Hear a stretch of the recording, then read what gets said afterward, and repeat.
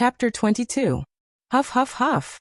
Even panting sounds could be heard from afar on the campus green path of Rivertown Media University. A tall and burly figure ran out from the faint mist in the early morning. Black shorts, strong and powerful long legs that moved like windmills. A white singlet accentuated the figure's broad shoulders and round waist. The bulging muscles outlined solid lines, and the skin that was glistening with sweat seemed to emit a strong scent of hormones with every breath. The man exercising in the morning was, of course, Yang Yi. After living here, Yang Yi felt very comfortable.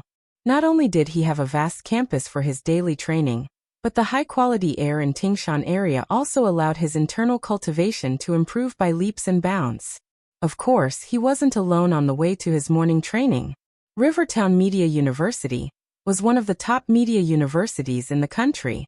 Many diligent students woke up early every morning.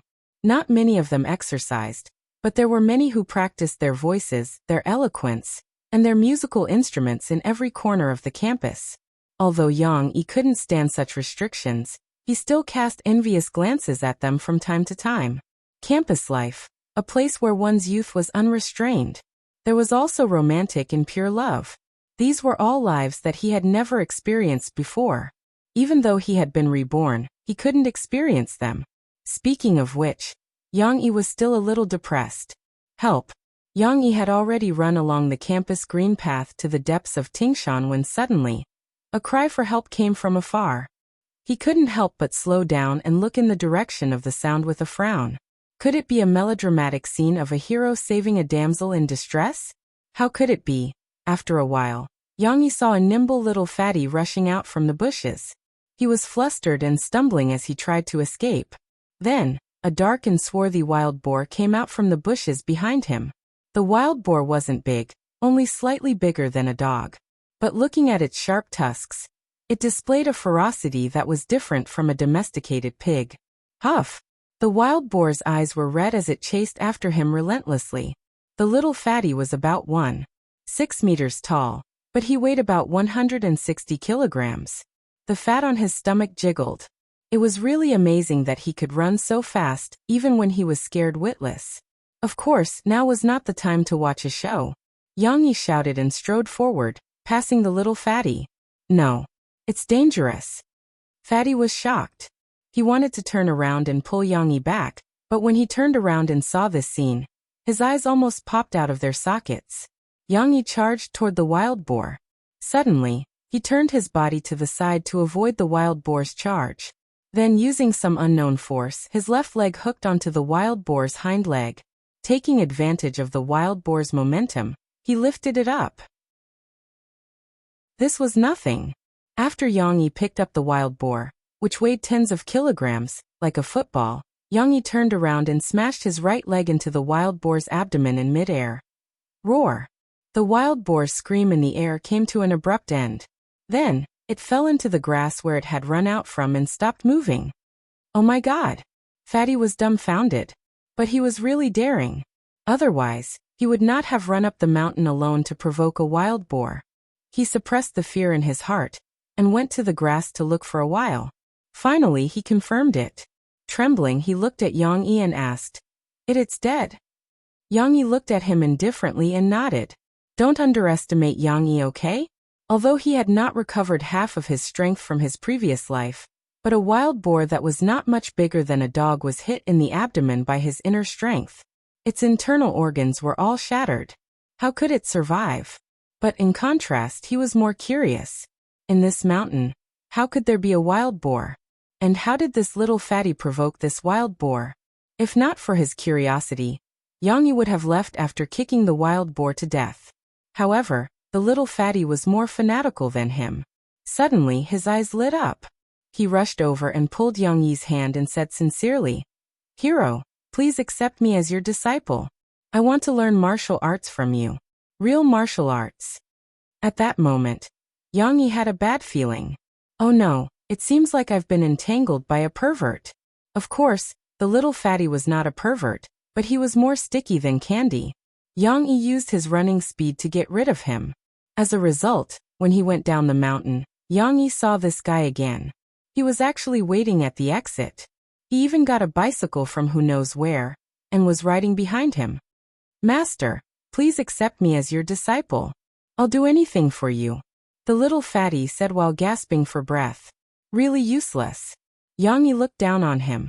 He used his feet to run such a long distance and was still breathing evenly. This little fatty was as tired as a dog from riding a bicycle.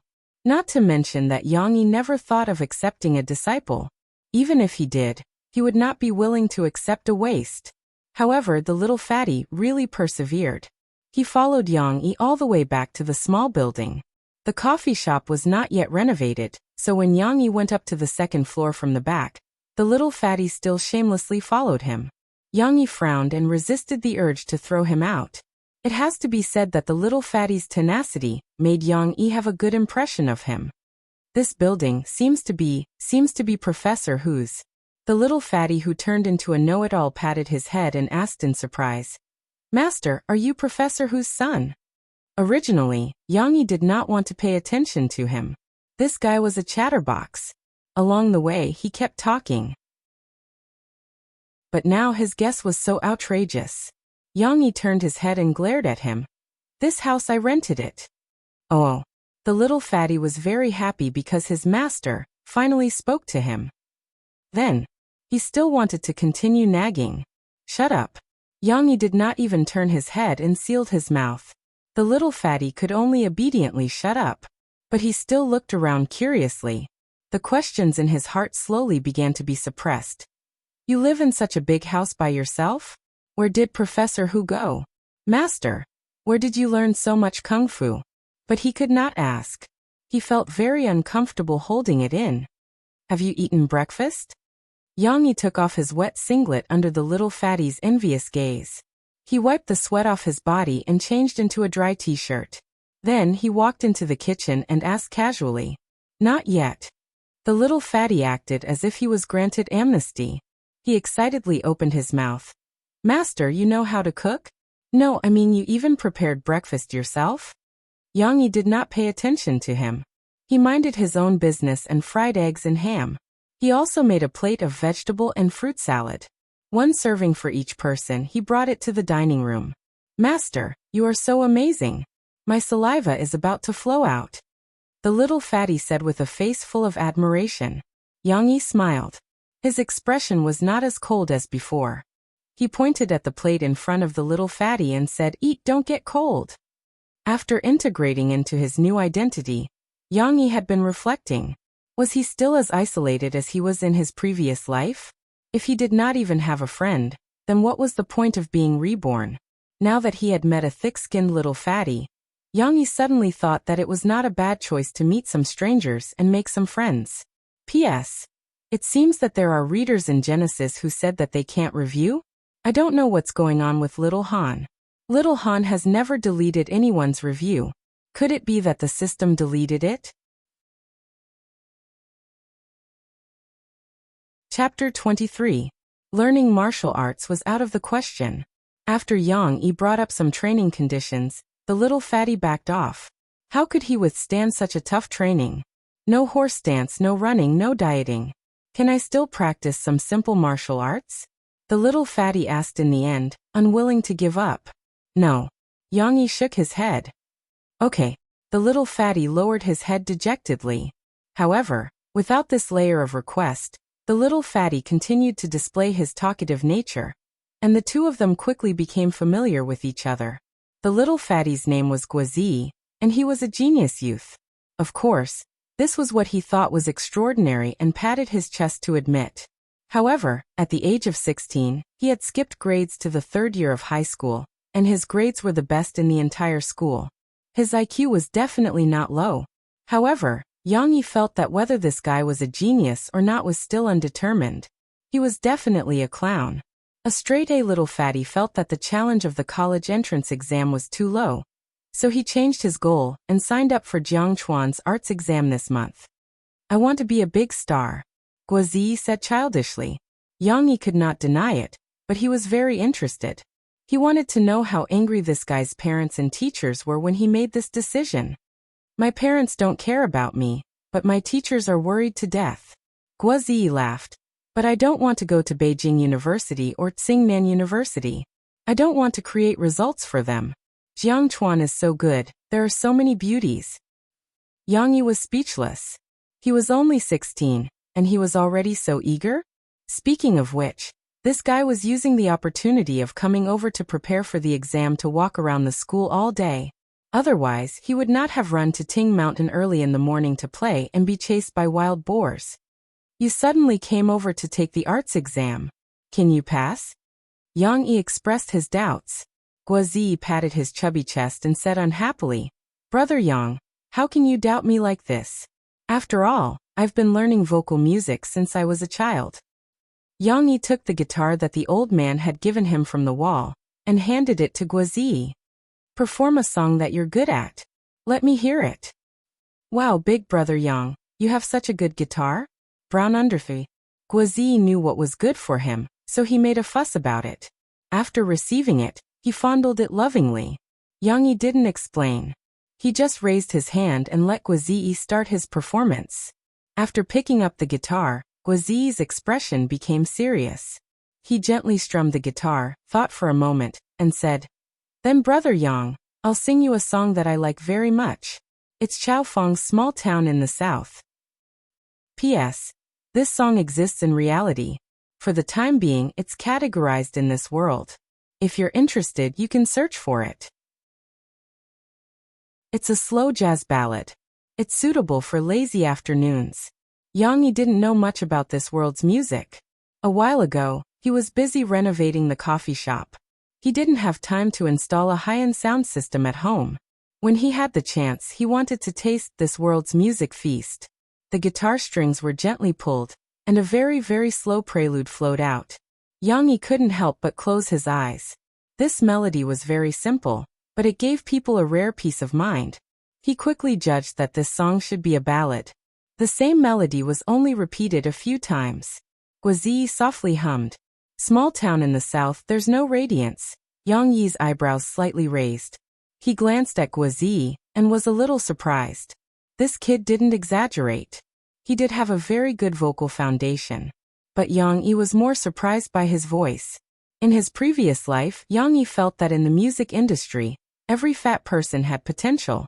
For example, Han Hong, Sun Nan, Lu Huan, and overseas Adele. Although these people were fat, they had a unique voice. They could sing very high-key songs. They could also sing across many vocal ranges. Guozi, this little fatty, was obviously the same. Although the song he sang wasn't very high-key, it should be a female song. To use this kind of rhythm and sing a slightly high key, Yang Yi admitted that he couldn't do it. But Guozi sang very easily. Every time I come back here, I feel calm. The sun is blazing, people walk slowly. He was indeed a 16-year-old boy. His voice was clear and without any impurities. The boy sang with the same pleasant voice.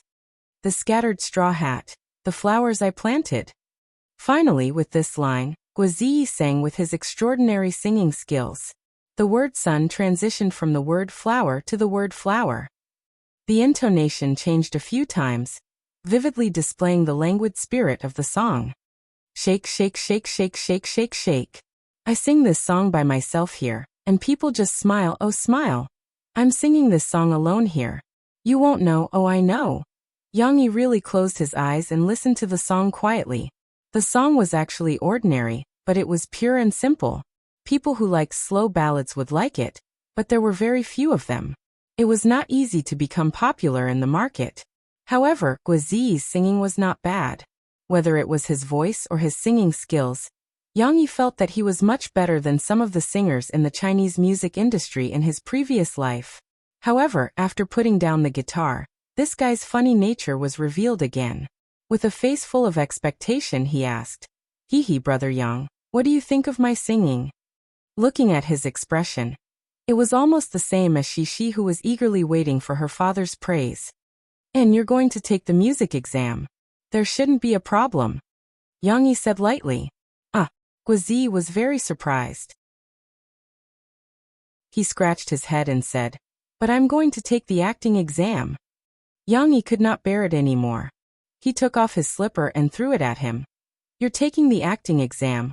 Why are you telling me you're going to take the vocal exam? Guozi covered his head and scurried away. The acting exam also tests one's specialty. If I were to take the exam that I know, it would be boring. Ah, I'm wrong. Brother Yang, please don't hit me. This joker. It was fine if he was joking, but his skin was as thick as a city wall. He hung around Yang Yi's place for a day. After being fed 2 meals by Yang Yi, he actually had the cheek to ask to stay the night. Brother Yang, your house is so big and so luxurious. Even if it's empty, it's still empty. Why don't I check out of my hotel and stay here? When Yang Yi's cold eyes looked over, he quickly put up a defensive posture. He was afraid that Yang Yi would not be able to hold back and beat him again. I'm only staying for a few days. After the art exam, I still have to go back to school. I'll pay rent, a lot of rent. Guozi smiled fawningly. This guy. Yang Yi actually knew that Guozi's family was not ordinary. He could see that the clothes he wore and the watch he wore were not high-end products that an ordinary family could afford. Moreover, when Guozi was holding the guitar, although he was surprised, he did not show much concern. This meant that he had used it before, and even used a better one. Guozi wanted to come over for a free meal, but Yang Yi rejected it in his heart. But he suddenly remembered that he still needed a helper for his renovation work. You can come over and stay for a few days. It's not impossible. Yang Yi looked at Guozi with bad intentions and said, I won't charge you rent, but you have to do me a favor. Guozi was overjoyed. He patted his chest and agreed. No problem, Brother Yang. I, Guozi, have 100 pounds of meat. I'll be at your disposal. Hee, I hope you can still smile tomorrow. Chapter 24. Help! Little Fatty was crying and screaming again, but this time, no one came to save him. After a while, he stopped his fake crying. He shook his head and sighed. He bent down and hugged the heavy sofa. No, it should be said that he dragged the heavy single-seater sofa into the shop while gasping for breath. Yang Yi walked past Guozi, ignoring his pitiful eyes. Then Yang Yi moved a bigger sofa and walked in as if he was flying. After putting down the sofa, Yang Yi lightly kicked the little fatty who was paralyzed like a dead pig. Get up, if you don't work, you won't have lunch. Yang Yi used the thing that Guozi cared about the most to threaten him. Guozi quickly jumped up, muttered and followed Yang Yi outside and continued to move. Brother Yang, I'm about to take an exam. How can you bear to let me work instead of studying? His nagging was like a bug that drilled into the ear, making people uncomfortable. Yang Yi didn't even look at him, and coldly threw out a sentence. Aren't you a genius? Do you still need to study? Yes. I need to study. I need to practice acting. Guozi nodded his head like a chicken pecking rice. Hee, do you think I'll believe you? Yesterday, this guy moved here and played for a whole day. Yang Yi didn't believe that this little fatty who likes to stroll around looking at beautiful sisters would have the mood to study. Ahem, hello, may I ask which one of you is Mr. Yang Yi? Outside the door, a voice with a slight accent interrupted Guozi's thoughts of struggling. But Guozi was overjoyed. He took the initiative to put down the work in his hand and went to greet the person. My brother, he is Yang Yi, hello, welcome. Yang Yi also turned his head to look and saw a man of medium height standing at the door, dressed very well. Even at noon, he was still wearing a mask and a hat, but he didn't feel bored. But it seemed that Murphy also liked this. Yang Yi couldn't help but think of the bad-tempered woman who had a good figure. Achoo. In a dance studio, Murphy, who was rehearsing the dance in the MV with the choreography teacher, inexplicably sneezed. This made Mo Xiaowan worried for a while. Back to the coffee shop, Guozi, who enthusiastically ran to greet the customer, was the first to find that something was wrong.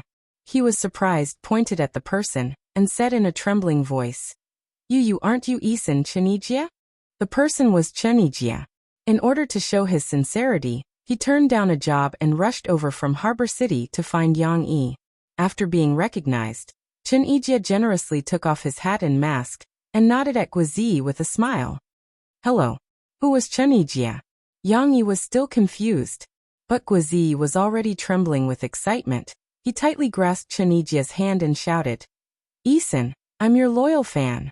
You must give me an autograph. Sure. Chen Yijie was a little scared by this guy's enthusiasm. Of course, there were more fanatical fans before, But that was under the protection of assistance and security. He smiled a little awkwardly. Yang Yi's mouth twitched a little. He didn't have the heart to expose Guozi, this thick-skinned guy. He didn't know who it was, but yesterday he swore that he was Chao Feng's loyal fan. Yang Yi helped Chen Yijie out, and then invited him upstairs to talk. As for Guozi, of course, he eagerly followed. Finally, he could be exempted from labor. He almost ran in front. When Yang Yi made coffee for them, Chen Yijie explained the purpose of their visit. Yang Yi just listened indifferently, but Guozi took the initiative to talk. Oh, so it's Professor Hu who introduced you. Professor Hu's son is your boss? So powerful? My brother can write songs? Is it true? Guozi excitedly picked up Chen Yijie's phone and asked him to play the song for him. Yang Yi concentrated on making coffee, listening to the song, but didn't say anything. I came to your city. Accompanied by the guitar accompaniment and the faint noise, Yang Yi's voice finally came out. Although it was a little distorted, it was indeed Yang Yi's voice.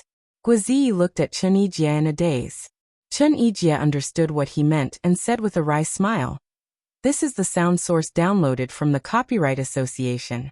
It's not damaged." Not to mention Guozi, when he was in Harbor City, he listened to it with Grandpa Hu and had a toothache. But there was no other way. This song was so good. Just like gold mixed in sand would be different. After listening to the song, Chen Yijie decided to visit Yang Yi in person. Of course, when he saw Yang Yi in person, Chen Yijie finally understood why Grandpa Hu held back his laughter and told him not to be surprised when he saw Yang Yi. Because Yang Yi's figure didn't look like a songwriter at all, but more like a brick-moving worker. Just now, Yang Yi was moving things. However, after coming up to the second floor, Yang Yi's indifferent expression and the elegance between his gestures made Chen Yijie change his view of him greatly. Guozi finally finished listening to the song. Finally, he couldn't hold it anymore and asked in a loud voice, "Brother, when you recorded this song, did you record it with your mobile phone?" Yang Yi came over with a cup of coffee and asked calmly, "Yes, what's wrong? Was there a problem?"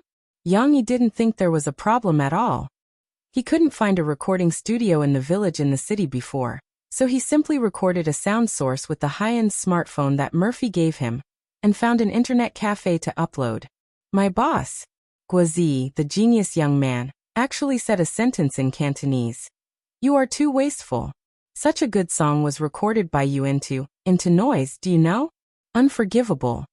Yang Yi ignored him, and just motioned for Chen Yijie to drink the coffee.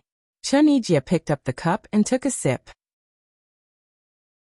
He was also a person who often drank coffee, so he immediately had a different feeling when he drank it. Yangsheng's coffee is good. No wonder he opened a coffee shop. My brother is better at cooking, Guozi interrupted. After chatting for a while, Chen Yijie finally said his intention. He wanted to buy Yang Yi's song and make it the title song of his new album. Guozi excitedly shouted, "Really? Eason, are you going to release a new album? When will it be released? You actually want to use my brother's song for your new album? Wow, wow, wow, I'm rich." A series of questions made Chen Yijie confused. Fortunately, Yang Yi slapped Guozi's fat face away and said, "I'm sorry, just ignore him." They still had to talk about business. It was Yang Yi's first time selling a song. He asked curiously, "Eason, how much are you going to pay for my song? I don't know much about the market." He didn't do business in his previous life. Now that the negotiation started, Yang Yi foolishly exposed his weakness. Guozi, on the other hand, was anxious for him. He pulled Yang Yi to the side and complained in a low voice, "Brother, that's not how you talk. Moreover, if you don't know the market, you can ask me. I know." Chapter 25. The two of them whispered to each other for a while. Finally, Guozi's will proudly tidied his hair and walked over in high spirits. "Hello, Eason. Let's get to know each other again. Now I'm my brother's temporary agent and will be fully responsible for the negotiation of this song," Guozi said with a smile. Chen Yijie was stunned for a moment. He also reached out his hand and shook hands with Guozi. The atmosphere suddenly became formal. Of course, it looked very funny. Yang Yi, a 30-year-old uncle, sat behind without saying a word. Instead, he let a little fat man stand up for him. The big star Chen Yijie also didn't put on any airs. This scene was too incongruous. Actually, I don't know much about the market in the mainland. Chen Yijie took out a contract and looked at Yang Yi and Guizi. He said sincerely, "Before coming, my agent prepared this contract." Guizi took it and flipped through it. In fact, he hadn't come into contact with this type of contract. It was just that this kid was talented and intelligent and quickly found the key points. "You want to buy my brother's song for 50,000 yuan? Isn't it too cheap?" Guizi curled his lips and said, "Eason, don't think that I don't know the industry. At the beginning of the year, the Hong Kong media also exposed that Lu Tianwang gave teacher Lin Qiqing, who wrote the song for him, a 1,000,000 yuan writing fee, not to mention the copyright fee in the contract." Chen Yijie was a little stunned. There's no comparison. Teacher Lin is the #1 genius in Hong Kong. He has written many classic works. But Mr. Yang, with all due respect, we have already offered a very high price for a newcomer. But my brother is not an ordinary newcomer. Guizi smiled slyly and said, "Eason, don't you have a high evaluation of this song? Otherwise, you wouldn't have come to Jiangqing in person, right?" Chen Yijie actually didn't know much about negotiations. Usually his agent handled it. But this time, he came in a hurry and his agent had to stay behind to deal with the mess he left behind. So, Chen Yijie went into battle alone. "Yes, I really like Mr. Yang's song," Chen Yijie said sincerely. "Whether it's Hong Kong or the mainland, there are very strict rules. The highest copyright fee I can get is 80,000 yuan. And it's impossible for me to get more." He was also afraid that Yang Yi would be disgusted, so he took the initiative to say, "Of course, if Mr. Yang's song has good results, the amount will be much higher if you cooperate with us next time. Because Mr. Yang, you were no longer a newcomer at that time. Then why don't you ask my brother to write you a song that's not as good, and save this song for next time?" Guizi smiled and said, "You can use my brother's song as the title track. It's so heartbreaking to sell it cheaply." Chen Yijie was helpless. He felt that the little fatty in front of him was too cunning. His straightforward personality made it difficult for him to deal with him. He said, "Then what do you think we should do?" Guizi glanced at Yang Yi, and Yang Yi nodded slightly at him. The two of them had discussed before, and Yang Yi did not intend to give any harsh conditions. After all, it was Old Master who recommended him. He owed Old Master who a big favor, and it was not Yang Yi's style to ask for too much. Guizi understood. He coughed twice and said, "Eason, you have your difficulties, I can understand. How about this? Let's change the condition, and increase the percentage of the share." "How to increase it?" Guizi patted his chest and said boldly, "Eason, we won't take advantage of you. If this song can't help you get a platinum album, our share will be calculated as 8% of the original contract." The income from copyrights in this world was very high, and it was reflected in the share of sales. The record company still had the biggest share, but it was not as scary as in Yang Yi's previous world. The record company could get at most 40% of the share, and the record store or other channels could get 15 to 20%. The remaining 40% was divided by the singer, the songwriter, the producer, and the Copyright Association. The Copyright Association's share was very high, reaching 2%. But it was also because of this that they had enough financial resources to maintain the operation of this huge organization, so that the creators could get the rewards they deserved. The share of the songwriters was not fixed, and it depended on the negotiations between the creators and the record company. However, 8% was indeed the standard for a newcomer. After all, the songwriters each got 4%, which was relatively rare in the mainland. Of course, this 8% was based on the number of songs in the album, plus the performance of Yang Yi's song, and through a complicated weighting algorithm, it could accurately calculate the share of income that Yang Yi deserved.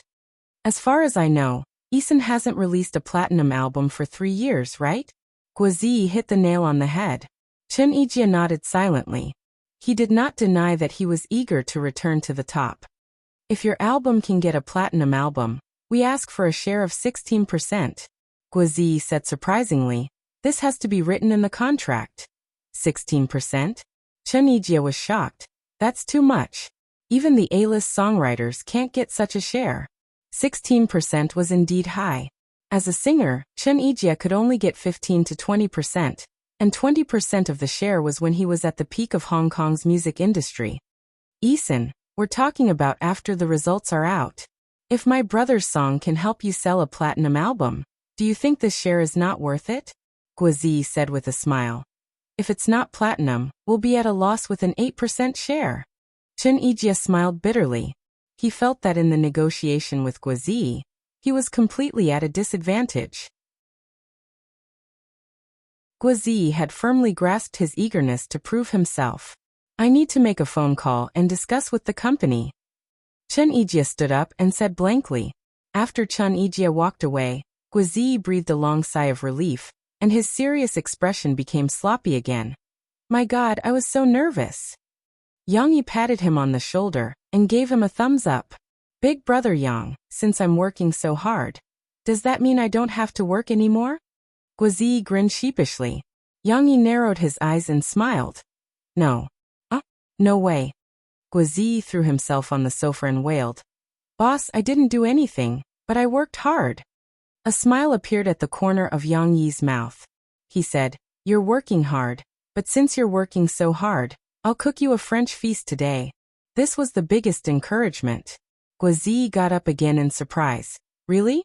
Then I want medium well-fried steak, fried goose liver, baked snails. Yang Yi rolled his eyes and said, There's no foie gras or snails. You'll eat whatever I make. Goose liver, snails, Yang Yi wanted to eat it himself. However, in Jiang City, he hadn't figured out where to buy such top ingredients.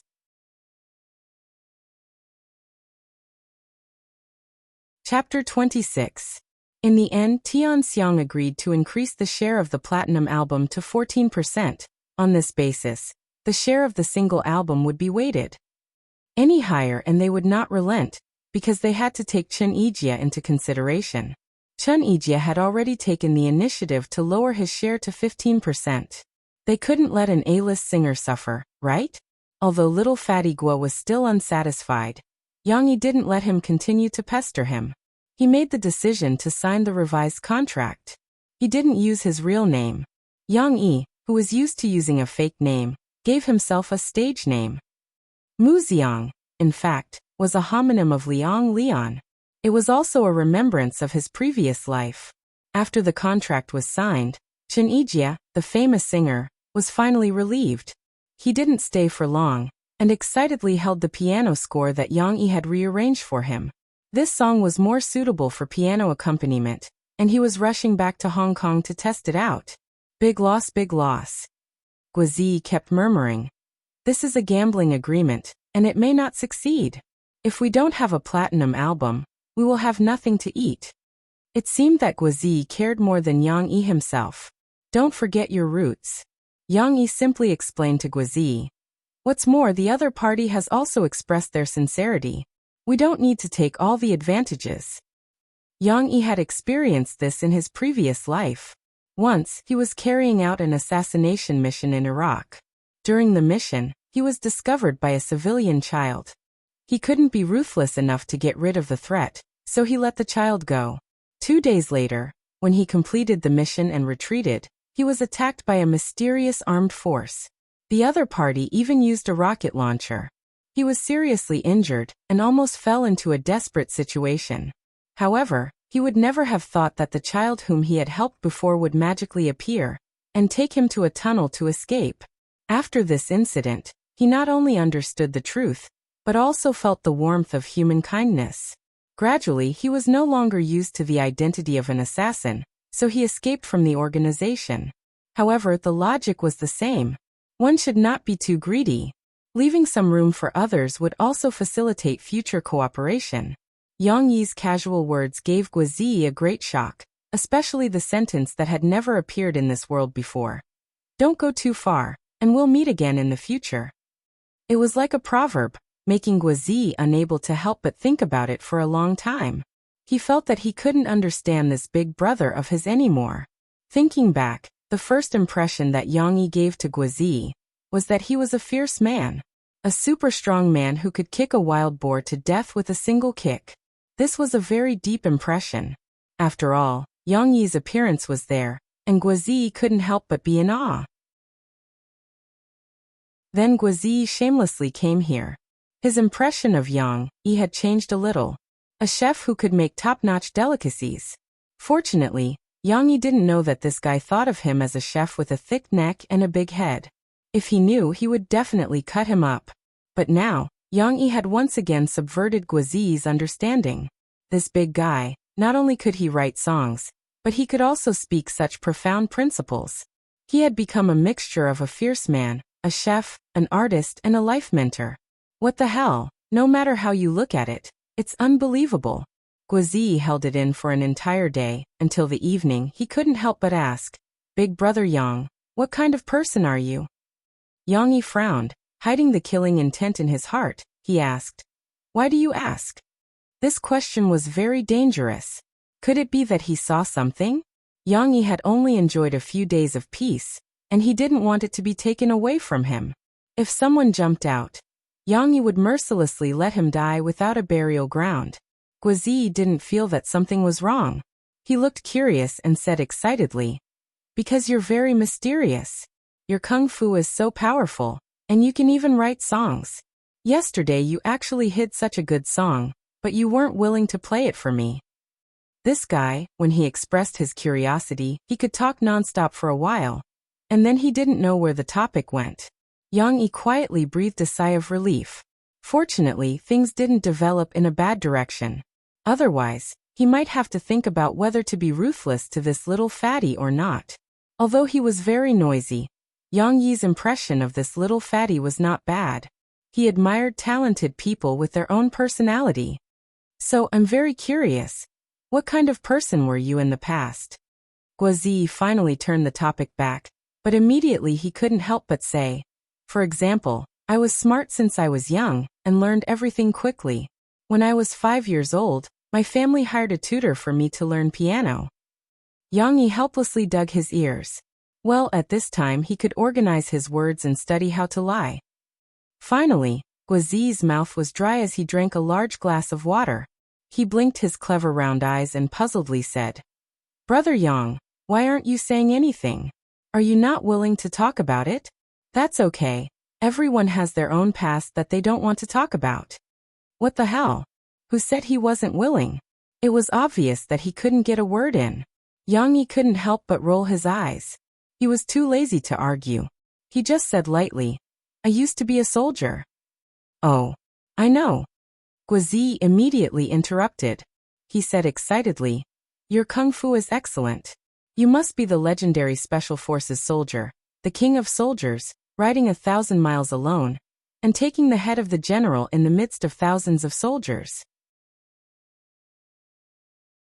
Seeing Yang Yi's glare, Guozi laughed dryly and said, "Brother Yang, go on, go on. After I retired, I worked in all kinds of industries. Entertainment, hotels, bars, nightclubs." Yang Yi didn't care and simply introduced his experience over the years. "I understand now." Guozi couldn't hold it in anymore. He slapped his thigh and said with a look of worship, "Big brother Yang, it's because you've endured humiliation all these years that you've secretly learned so many powerful skills and have your current achievements." Yang Yi really wanted to lie like this, but he wasn't sure if others would buy it. However, now Guozi imagined it himself. Yang Yi was happy to see this. He saved the trouble of explaining. "And that's true." Yang Yi nodded calmly. "Brother Yang, you're amazing. You're my idol. Please accept my worship." Guozi knelt on the sofa in worship and really kowtowed. Yang Yi didn't know whether to laugh or cry. He remembered the scene of this guy recognizing idols everywhere. Guozi eagerly ran over, took the guitar and respectfully handed it to Yang Yi. "Brother Yang, sing Long Time No See for me again. Today's poor sound quality. I can't tell if the song is good or bad." Yang Yi held the guitar and was in a daze for a while. He suddenly said, "I'll sing you another song I wrote. Didn't you ask me what I was like before? I think through this song, you may be able to find the answer." "Okay." Guozi sat down with a look of expectation and prepared to listen. Without any prelude, Yang Yi casually plucked the guitar strings and directly began to sing. I once dreamed of traveling the world with a sword, to see the prosperity of the world. Yang Yi's low voice, with the vicissitudes of life, the first line of lyrics, made Guozi's scalp tingle. The young heart is always a little frivolous, now you're all over the world. The little fatty couldn't understand the confusion of drifting in a foreign land and the desire to pursue one's dream. But he faintly felt his heart tremble violently from the stimulation of this song. It was like shouting on the rooftop, like watching the cars coming and going on the overpass, like thinking about the distance on the train. Before he finished listening, the little fatty was already intoxicated by the melody and the lyrics.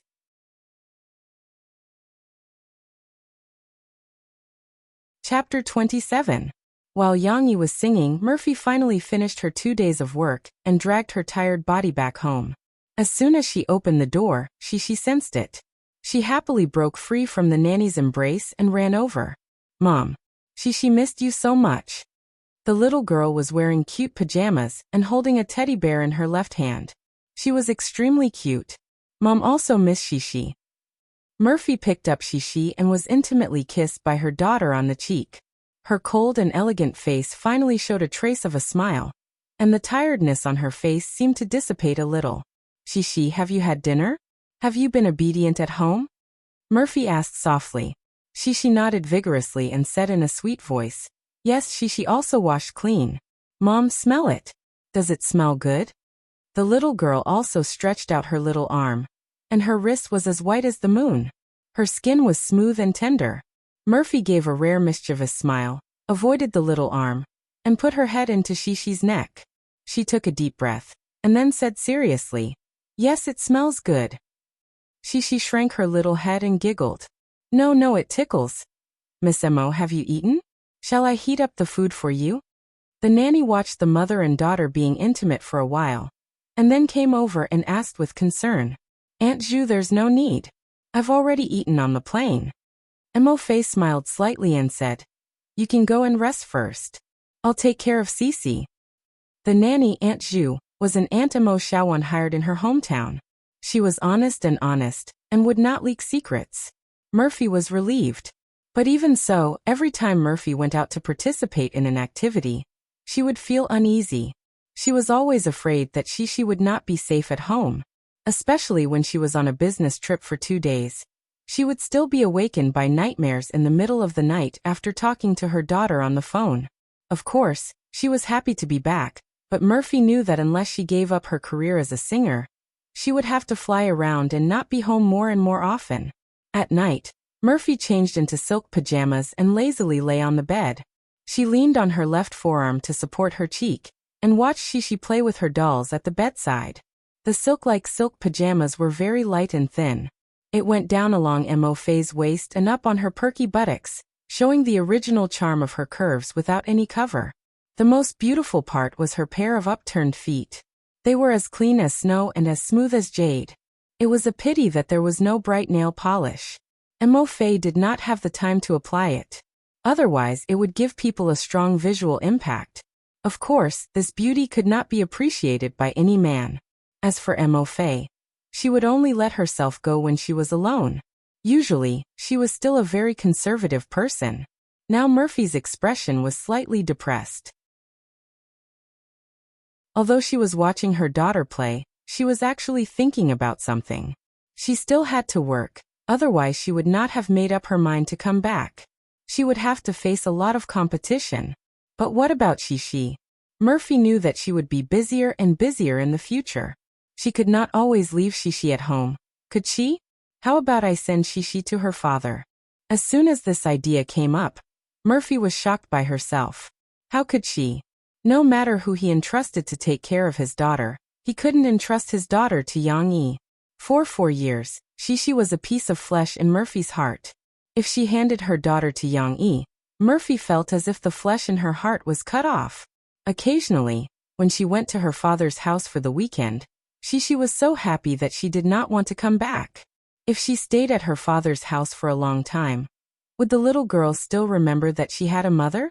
Murphy was very jealous when she thought about it. Let_it_go. Let_it_go. can't underscore hold underscore it underscore back underscore any underscore more. Cece was playing with the two dolls. One was a doll in the shape of a girl, and the other was a pig. She hummed and walked around as if she was playing house. Murphy was very busy recently.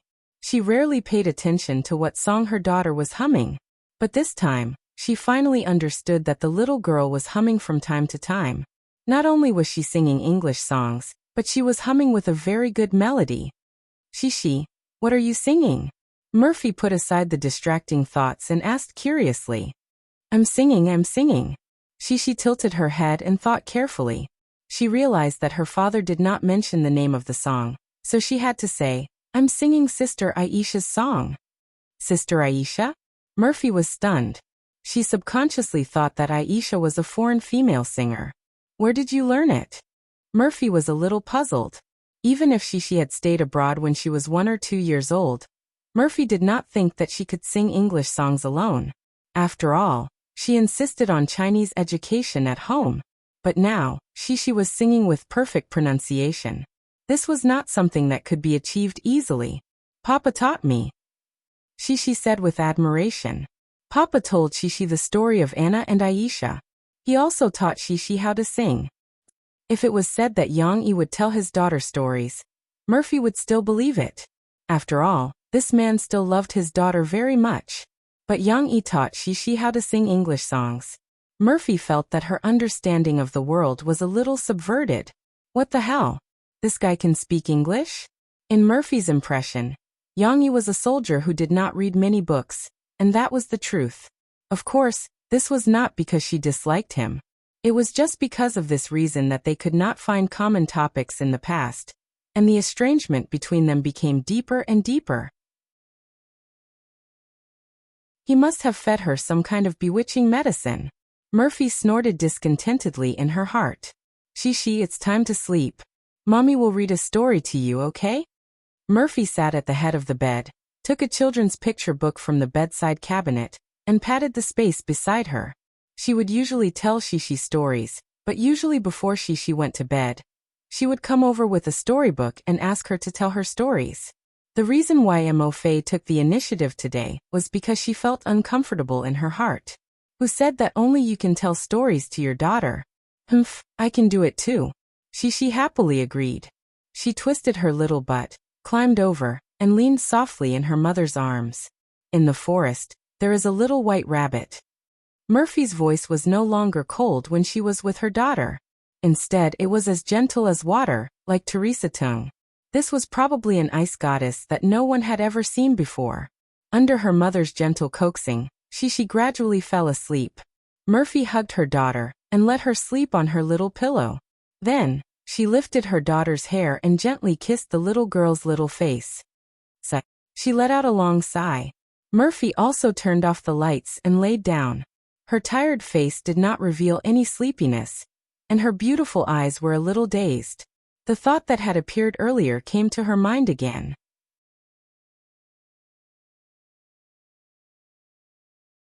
Chapter 28. P.S. Many readers feel that this plot is extremely toxic. Xiaohan reflects deeply. It is recommended to skip chapters 30 to 33 and directly consume chapter 34. Brother Yang, I have a business plan for you. Our shop can wait for the release of Eason's album and open for business. With this, we can become famous overnight. At noon, Guizi was very excited after eating the egg with abalone sauce and sea cucumber. He pulled out the small blackboard and wanted to teach Yang Yi a lesson. No. Yang Yi simply refused, blocking the little fatty's words. Guizi was stunned for a moment, and excitedly jumped up and down. Why? If everyone knows that you are the songwriter of Eason's new album, they will definitely flock here. Then our coffee shop will definitely be popular. Yang Yi mercilessly corrected him. First of all, this is my coffee shop. Second of all, why would I want the business to be popular? Yang Yi shrugged and said, there are too many customers, I can't handle it. I might as well not open this coffee shop. Guizi was speechless for a while. He found that although what Yang Yi said was not within his scope of knowledge, he could not find a reason to refute. Then, are we still decorating in the afternoon? Guazi thought of hammering nails and sawing boards in that hot environment, and felt a bit of a headache. Ahem, Brother Yang, I have something to do in the afternoon. And I have to go to school to hand in some materials.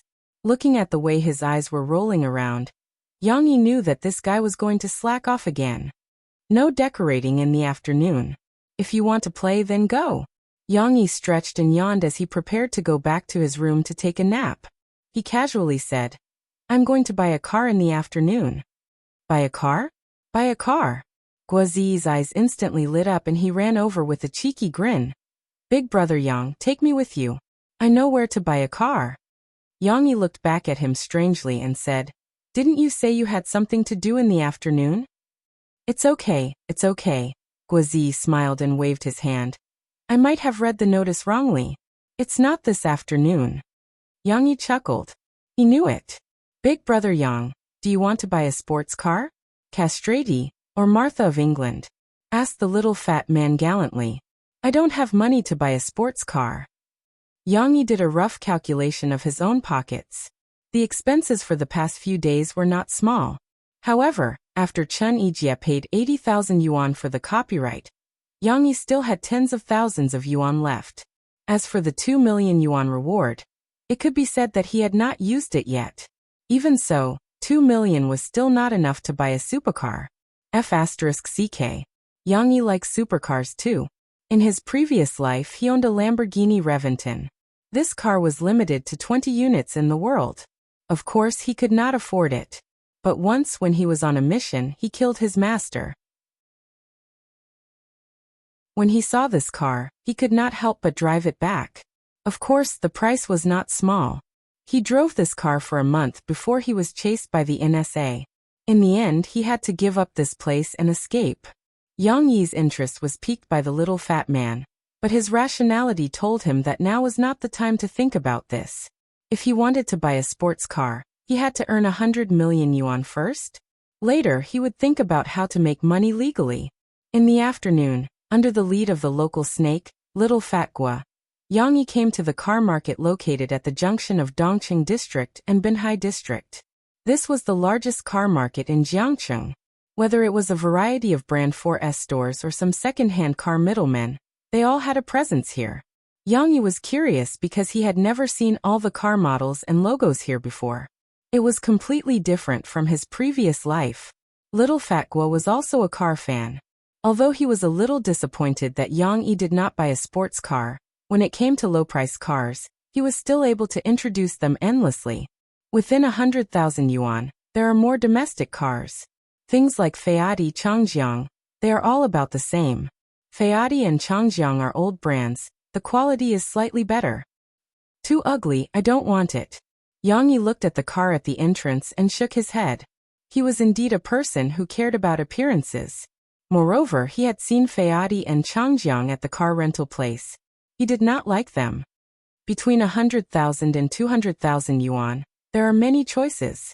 Imported cars sell the highest. European cars are safe, but they consume a lot of fuel. Japanese cars consume less fuel, but the frame is too weak. Yang Yi listened as he walked slowly with Little Fat Gua, looking at the car models in each shop from afar. What car is this? Yang Yi suddenly stopped, pointed at a shop, and asked.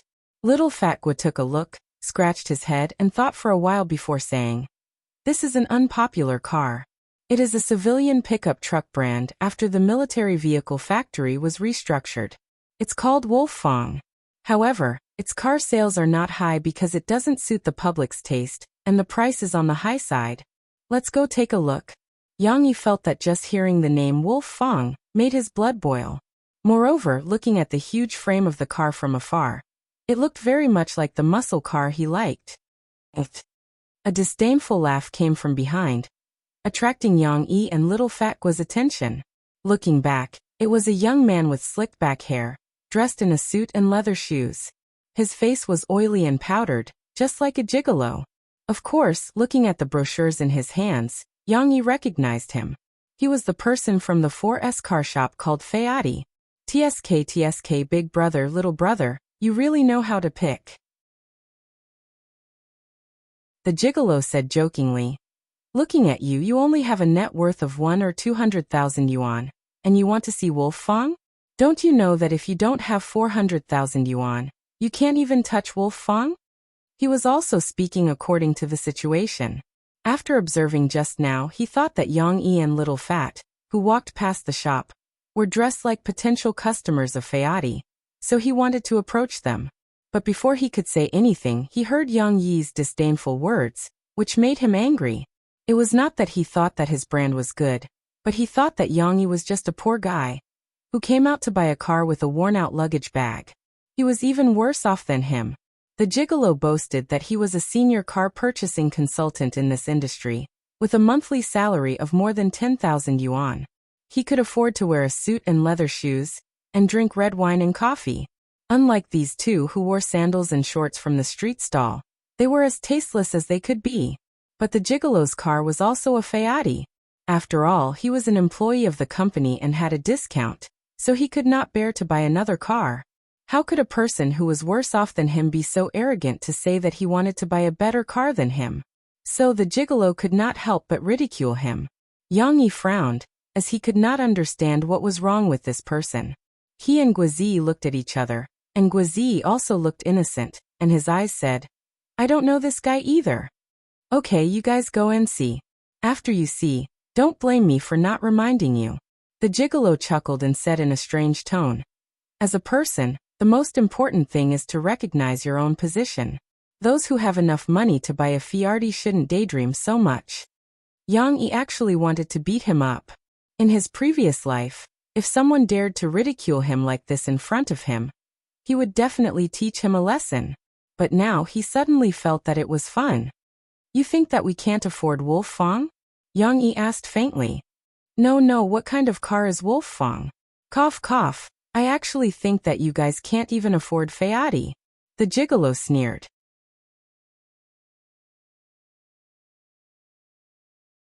Chapter 29. Author's Note. Skip chapters 30 to 33 in the beginning. Why are you still complaining after reading it? Yang Yi was still very calm, but Guizi was furious. He angrily stepped forward and said, "We can't afford it? Fine, come over, we'll buy it for you." Wait. Yang Yi didn't know whether to laugh or cry as he pulled Guizi back. He still wanted to dig a hole for the other party. Guizi misunderstood. He thought that Yang Yi was embarrassed. He quickly lowered his voice and muttered to Yang Yi, "Brother Yang, you don't have to worry. How much are you short of? I'll use my pocket money to buy it with you. I have to take revenge for this." "I know." Yang Yi rolled his eyes and pulled Guizi to the back. The gigolo looked at the two of them with ridicule and said, Okay, don't discuss anymore. If you can afford the wolf teeth, I'll smash my car." He even flaunted the car key in his hand and squeezed it. Not far away, the lights of a compact SUV flashed. Yang Yi and Guizi couldn't help but be silent for a moment. They almost rolled their eyes. This car was too compact. Although it was called an SUV, it didn't have the length or height. If a person sat in it, with Yang Yi's height, his head would probably be rubbing against the roof of the car. If he sat in the back seat, he probably wouldn't be able to straighten his legs and would have to curl up. Of course, the appearance was okay. The design was obviously stolen from a popular foreign car model. The Arctic white color was also very generous, but it was too small. It was almost as popular as the Mini Cooper from Yang Yi's previous life. No wonder he was a gigolo. Even the things he bought were so girly. "Is that what you said?" Yang Yi said indifferently. When the gigolo saw Yang Yi's indifferent look, he felt a little nervous. However, the arrow was already on the bow and he had no choice but to release it. He felt that Yang Yi was trying to show off, so he said loudly, "Yes, if you can afford the wolf teeth, I will smash my car." This time, they were so noisy that even the staff in the shop heard them. "Isn't this Sunji of Fiati? What? Are you here to cause trouble?" In the Wolf Fang store, a few men in suits came out, but they were burly and had an imposing appearance. Compared with the gigolo, the gap was obvious. At this moment, Yang Yi narrowed his eyes slightly. From the way the man walked, two words appeared in his mind: soldier. Guizi seemed to have heard it. He leaned over and whispered to Yang Yi, "I heard that Langya's 4S stores recruit retired soldiers. No one dares to provoke them. The gigolo smiled awkwardly and said, How? How would I dare to cause trouble? Aren't there a few country bumpkins who said that they want to buy your car? You're right. If I can afford the Wolf Fong car, you will smash your Fiat, Yang Yi said lightly. As the tallest of the three, the people who came out of the Wolf Fong car store immediately noticed Yang Yi. However, after listening to Yang Yi's conversation, they realized that Yang Yi was standing on the opposite side of the gigolo Sun Ji. Suddenly, the hostility in their eyes decreased a lot. Especially the middle-aged man with a bit of a belly. He carefully looked at Yang Yi, as if he found a familiar feeling on Yang Yi. The gigolo felt like he was being roasted on a fire, but he had to fight for his dignity. For the sake of his face, he also straightened his neck and shouted, Yes, if you can afford this car, buy it on the spot. If you can afford it, I'll smash my car. Yang Yi was waiting for him to say this. He immediately cupped his hands and gestured to the people of Wolf Fong. Big brothers, you all heard it. If we really smash his car later, please be my witness. Haha, no problem, no problem. The middle-aged man said with a smile. President won for this bet. Shouldn't we give him the best discount? A thin bamboo with short hair next to him said with a smile. Why should we leave a rotten car like Fiat in this world to harm people? The gigolo jumped up excitedly and shouted. You can't collude with each other. This doesn't count. Yang Yi said lightly. There's no need for a discount. Today, I will make you accept your loss wholeheartedly. The middle-aged man who was called President Wen laughed and said, Not bad, I like this character. If you smash his car today, I will recognize you as my friend. A group of people crowded into Wolf Fong's shop. There were also a few people who heard the commotion and came to watch the show. Fortunately, Wolf Fong was backed by the military factory and was rich. The shop was also very spacious. Even if there were people watching the show, it didn't feel crowded. President Wen was in high spirits and wanted to be the car purchasing consultant himself. He took a document from his subordinate, but he didn't have the intention to open it. He just casually swiped through it. Little brother, here this, and the third last car over there are all private cars launched by Wolf Fong. Take a look and see if there is one that you like. As a senior in the car industry, the gigolo had actually put in a lot of effort. He said sourly, Is there a need to be so troublesome? If a poor person wants to buy a car, can't you just pick the cheapest one for him to see?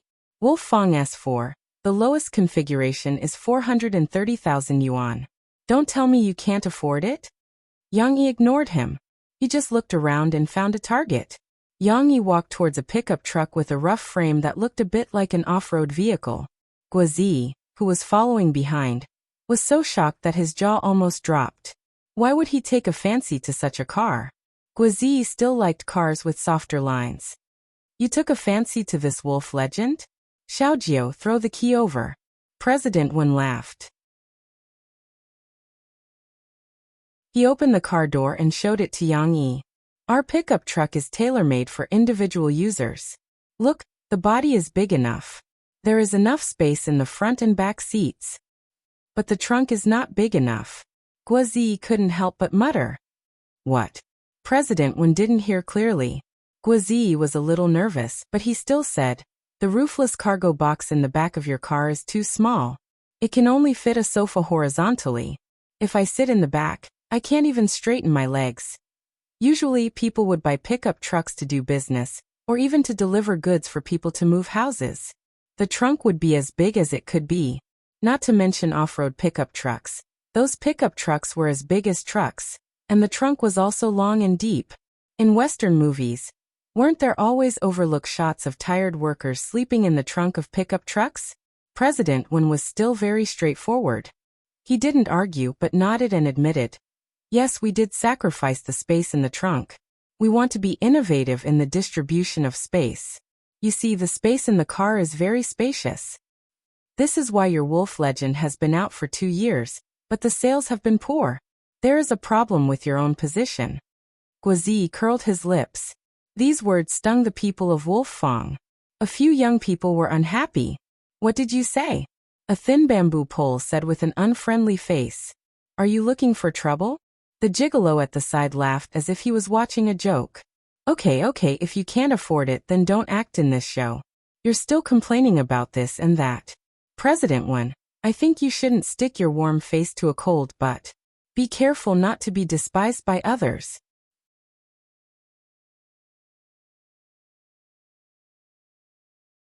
Chapter 30. Author's Note. Skip 33 chapters. Why are you still complaining? Mr. Wen was not angry. He glanced at the skinny bamboo pole. The youngest guy immediately quieted down, raised his head and stood at the back. He took out a pack of soft cigarettes from his pocket, gently pinched, bowed his head and picked one up, and then gestured to Yang Yi. Yang Yi did not smoke, both in his previous life and this life. This life he lived a strict life, but in his previous life smoking would leave a special smell, which is very unfavorable for carrying out tasks. But this does not mean that he will not smoke, when necessary, such as now.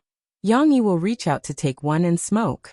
Mr. Wen's eyes showed an appreciative expression. He patted Yang Yi's shoulder and said, "Little brother, since you like it, why don't you go up and try it?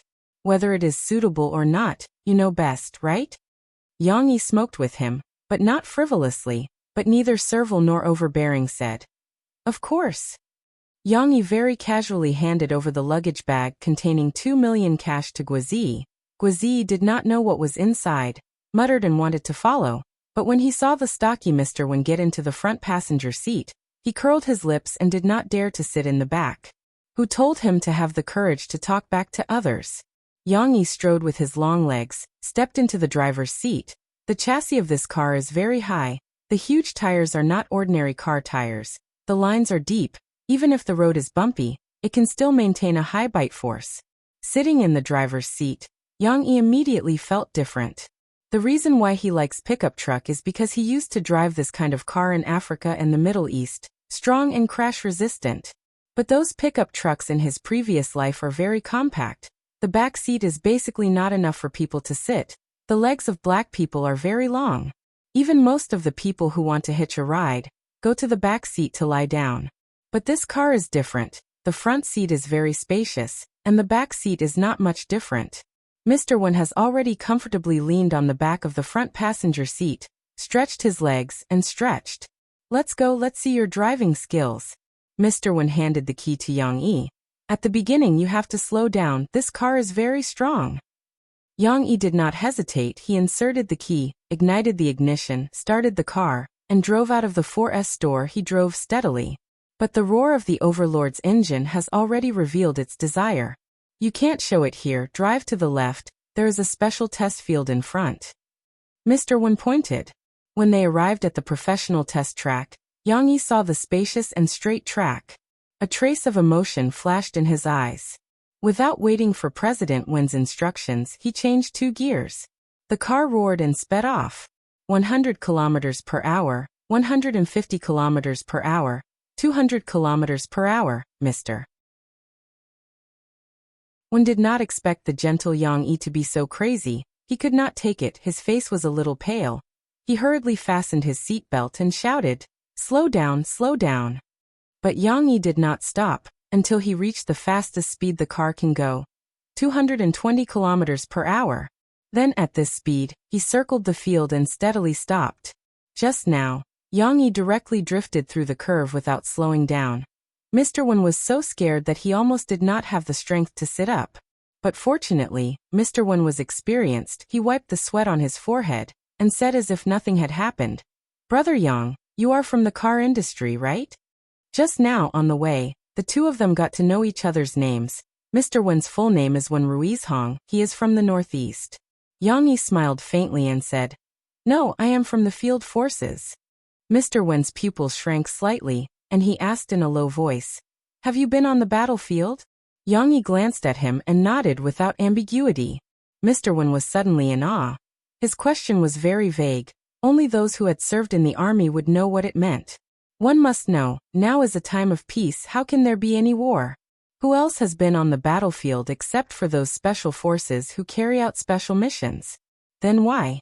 Mr. Wen was very curious, but he immediately realized that this question should not be asked. He quickly added, Sorry, this is confidential." "It's nothing." Yang Yi smiled and said, I beat up a kid with a background and was kicked out. Mr. Wen was stunned. He gave a thumbs up, smiled and said, "This temper, I like it." Of course, the theme was still the test. Yang Yi deliberately drove so fast, he wanted to feel the car's performance in all aspects. So far, he was very satisfied, whether it was the car's power, the shock absorption effect when passing through the ramp, the traction of the tires when drifting, or the braking speed when decelerating and braking. All can show the superior performance of this car. Of course, it can't be compared to a sports car, but it is very rare to be able to play a pickup truck to this level. As for the degree of collision resistance of the body, Yang Yi didn't care too much. Wolfgang is a military car manufacturer. The materials used are not like Japanese cars and some domestic cars. Besides, he bought this car to be used in the city, not to go to the battlefield. He didn't need to consider whether it can withstand a violent impact. Back at the 4S shop, Yang Yi finally expressed his attitude. In front of everyone, he lovingly patted the front cover of Tyrannical and said, "This is it, Mr. Wen, please calculate, how much is it?" "Bought it." Guazi and the gigolo Sun Ji exclaimed almost at the same time. The gigolo felt even more incredulous and panicked. He said angrily, "You must have colluded when you went out to test the car. I don't believe it. How can he afford this car?" Yang Yi glanced at the gigolo and smiled faintly at Mr. Wen. "Mr. Wen, I still need to trouble you to give the car a license plate and complete the formalities. How much is it in total?" Wen Rui laughed heartily and said, "No problem, Xiao Wu, come here." He called over a young girl who worked in finance. The two of them whispered for a while, then looked up and said to Yang Yi, "The total is 610,000 yuan. I'll give you a discount, so 600,000 yuan. It seems that there is no discount, but the other people in Wolfgang's 4S shop had a strange look on their faces. They knew that the price outside was actually the price of a low-spec car, but Yang Yi drove a top-spec car. The difference between a high-spec car and a low-spec car was more than 100,000. When Rui Zhong's discount is too big. I don't believe it. You colluded to lie to me.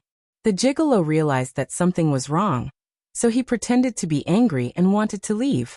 However, the people in Wolfgang would not let him go so easily, and a few people blocked his way. I don't believe that you can really take out so much money, he said resentfully. Yang Yi glanced at him, then turned around and took the luggage from Guazi's hands and put it on the front cover of the car. Under everyone's gaze, Yang Yi opened the luggage, and stacks of red banknotes were revealed. Suddenly, everyone was silent.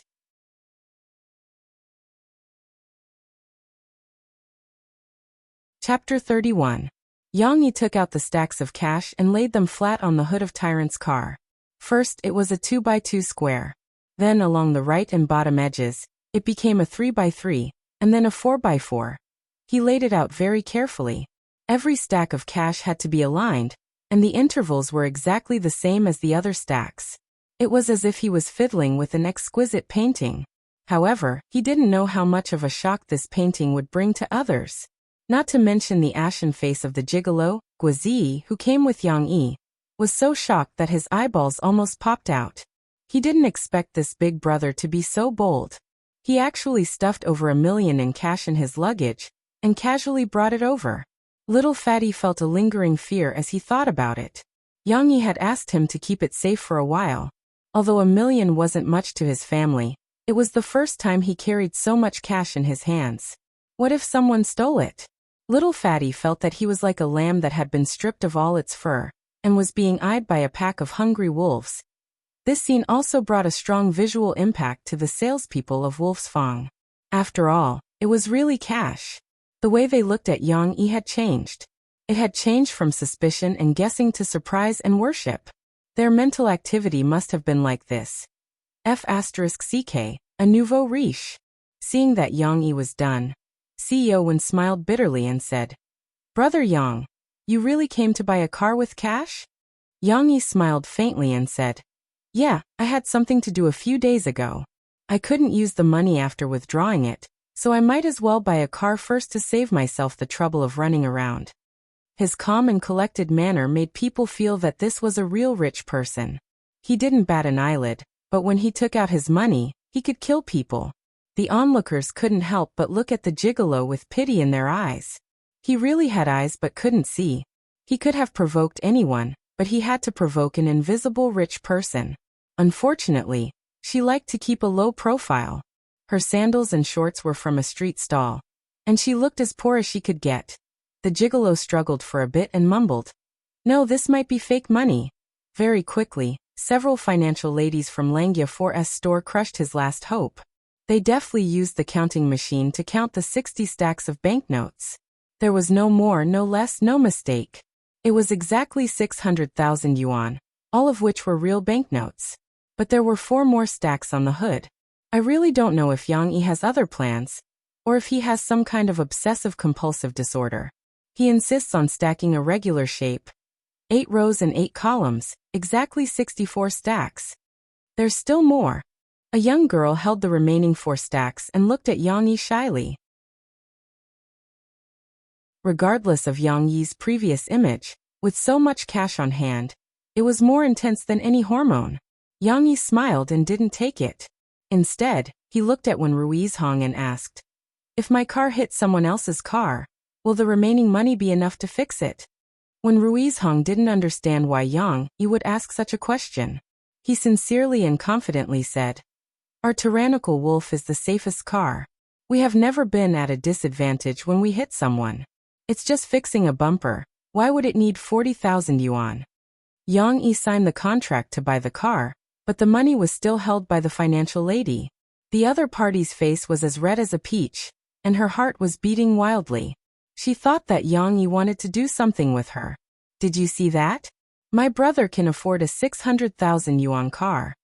Guazi shook the luggage bag with more than half of the money and said to the gigolo smugly, "Now do you know your mistake? Who told you to be so talkative?" The short-haired guy curled his lips and said disdainfully, "Why are you talking so much nonsense with him? If you agree to bet, then you must accept defeat. Smash the car. Don't be afraid. We'll be your witnesses." "Do you want to smash the car?" The thin bamboo was also very excited. He rolled up the sleeves of his suit, as if he wanted to go up and smash the car. "You can't do this." The gigolo was annoyed. He cried, "I'm going to call the police." "It's useless to call the police. The police here are all our brothers," the thin bamboo said with a smile. "And we have so many witnesses." At this time, Tyrannical Wolf's wild roar suddenly sounded, attracting everyone's attention. They saw Yang Yi, who had just signed the contract, once again sat in the Tyrannical Wolf. He rolled down the window and said to Wen Ruizhong with a smile, "Mr. Wen, I may have to trouble you to help me repair my car." Wen Ruizhong seemed to have thought of something, but he didn't stop him. Instead, he stepped aside with interest and directed the staff to make way for him. "Hey, Brother Yang, wait for me." When Guazi saw Yang Yi's car was about to reach the door, he was anxious. He carried his suitcase and wanted to catch up. I haven't got in the car yet." The onlookers in Langia 4's store seemed to feel that a good show was about to be staged. They followed Wen Ruizhong to the door. The gigolo was secretly happy. He wanted to take the opportunity to escape. But when he slipped to the door, he saw the burly Tyrannical Wolf roaring and driving in the direction of his car. He suddenly became silly. What is he going to do? Guazi carried his bag and chased to the door. Looking ahead, he couldn't close his mouth. Under the sunlight, Tyrannical Wolf emitted a silvery white glow, as though it was a snow-white ancient wolf. As it galloped and howled, it charged towards the petite Fiat and bit it ferociously. Although it was an SUV, Fiat was too small. After the Tyrannical Wolf's bumper slammed into it, Fiat was first dented. Then the Tyrannical Wolf's huge wheel, under the powerful bite force, actually crushed it. Ka. Fiat's shell was crushed and caved in. Crash. The front windshield cracked under the pressure as well. This scene, in the eyes of the onlookers, was no less impactful than Yang Yi taking out millions of cash just now. Too much of a bully. The gigolo wanted to cry but had no tears. At this moment, he felt a deep sense of regret. Guazi was still so shocked by Yang Yi's actions that he couldn't even speak. Although he was very jumpy and rebellious, he had never thought that he would do such a violent thing. This is too. Guo Ziyi's words were snatched away by the skinny bamboo next to him. Too exciting, too manly. The skinny bamboo was so excited that he almost wanted to applaud Yang Yi. He was not alone.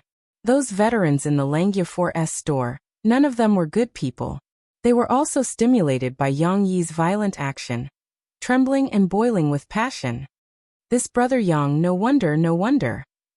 When Ruiz Hong was a bit more normal, he slightly shook his head with a smile, took out a cigarette, lit it, and took a big puff. As the smoke slowly came out, when Ruiz Hong seemed to see his own youth in the haze. In the smoke, the tyrannical wolf slowly drove back. Although Fiati was beyond recognition, the tyrannical wolf seemed to be fine. There were no scratches at most, the bumper was a little dented, and some paint was chipped. Yang Yi got off the car and received everyone's attention. However, he was so calm and collected that it was as if he had just done something insignificant. President Wen, please help me fix the car. When the procedure is done, call me to pick up the car. Yang Yi handed over the car key. No problem. When Ruiz Hong smiled. At most in 3 days, I'll return you a brand new tyrannical wolf. Then, Yang Yi went to Guo Ziyi and took the luggage bag. He took out a few stacks of red banknotes from the inside and threw them to the pretty boy like he was giving alms. The pretty boy was paralyzed on the ground. After being hit by the banknotes, he looked at Yang Yi in horror. This is for you to fix your car. When it's done, remember to fix your mouth. Yang Yi indifferently looked at him. Yes, you're a big man and don't remember my mistake. The pretty boy's face changed. One moment he was happy, the next moment he was nervous. He held the money tightly and cried bitterly. One must know that his car was really cheap, employee price. The money Yang Yi gave him was almost enough for him to buy another one. This was really a desperate situation. Sun Ji, this B*TCH, felt that he was willing to kneel down. He really did kneel down, thinking that he would be given tens of thousands of dollars again. However, Yang Yi did not pay attention to him anymore. He left with Guo Ziyi, who had a look of worship. What was left was a group of people looking at him with contempt.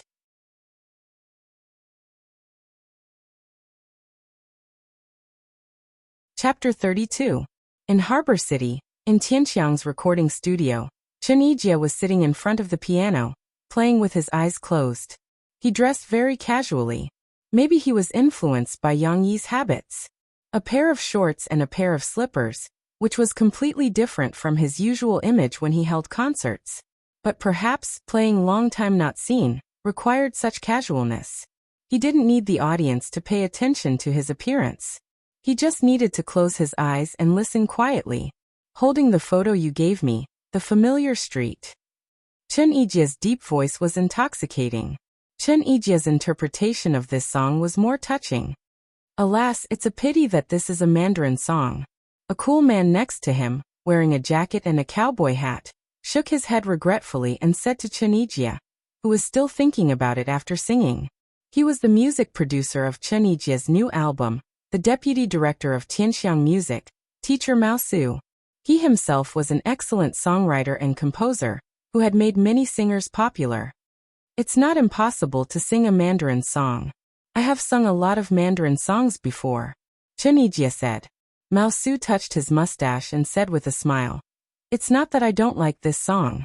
On the contrary, I also think this song is very good. It's just that Eason, you have to make clear the position of your album. The songs in it are all Cantonese, but the title song is a Mandarin song. Will it cause trouble for both sides? Chen Yijie's expression became serious. He also realized this problem. Mao Su continued, If Eason's album is a Cantonese song, and you include a Mandarin song, there will be no big problem. Chen Yijie thought about it carefully, but still shook his head and said, No, choose another song as the title song. Let's give it a try. The main thing was that compared with this song, the gap between other songs was obvious. If Long Time Not Seen was placed at the back, it would be easier to steal the title. Mao Su thought of a way. He clapped his fists, and his eyes under the cowboy hat were a little excited. Well, let's find someone to help us fill in the lyrics of a Cantonese song with this song. Use the Cantonese version as the title song, and the Mandarin version as the second title song. In this way, we don't have to worry anymore. This idea was really good, and Chen Yijie also nodded. Mao Su had already begun to think about which master could help him to write the lyrics. After all, there were 4 great ghosts in Harbor City. I think I can let Yang Sheng try. Chen Yijie suddenly said. Yang Sheng?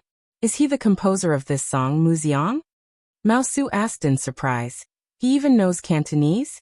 Muziang is his stage name. As for the Cantonese language, Chen Yijie recalled their conversation that day.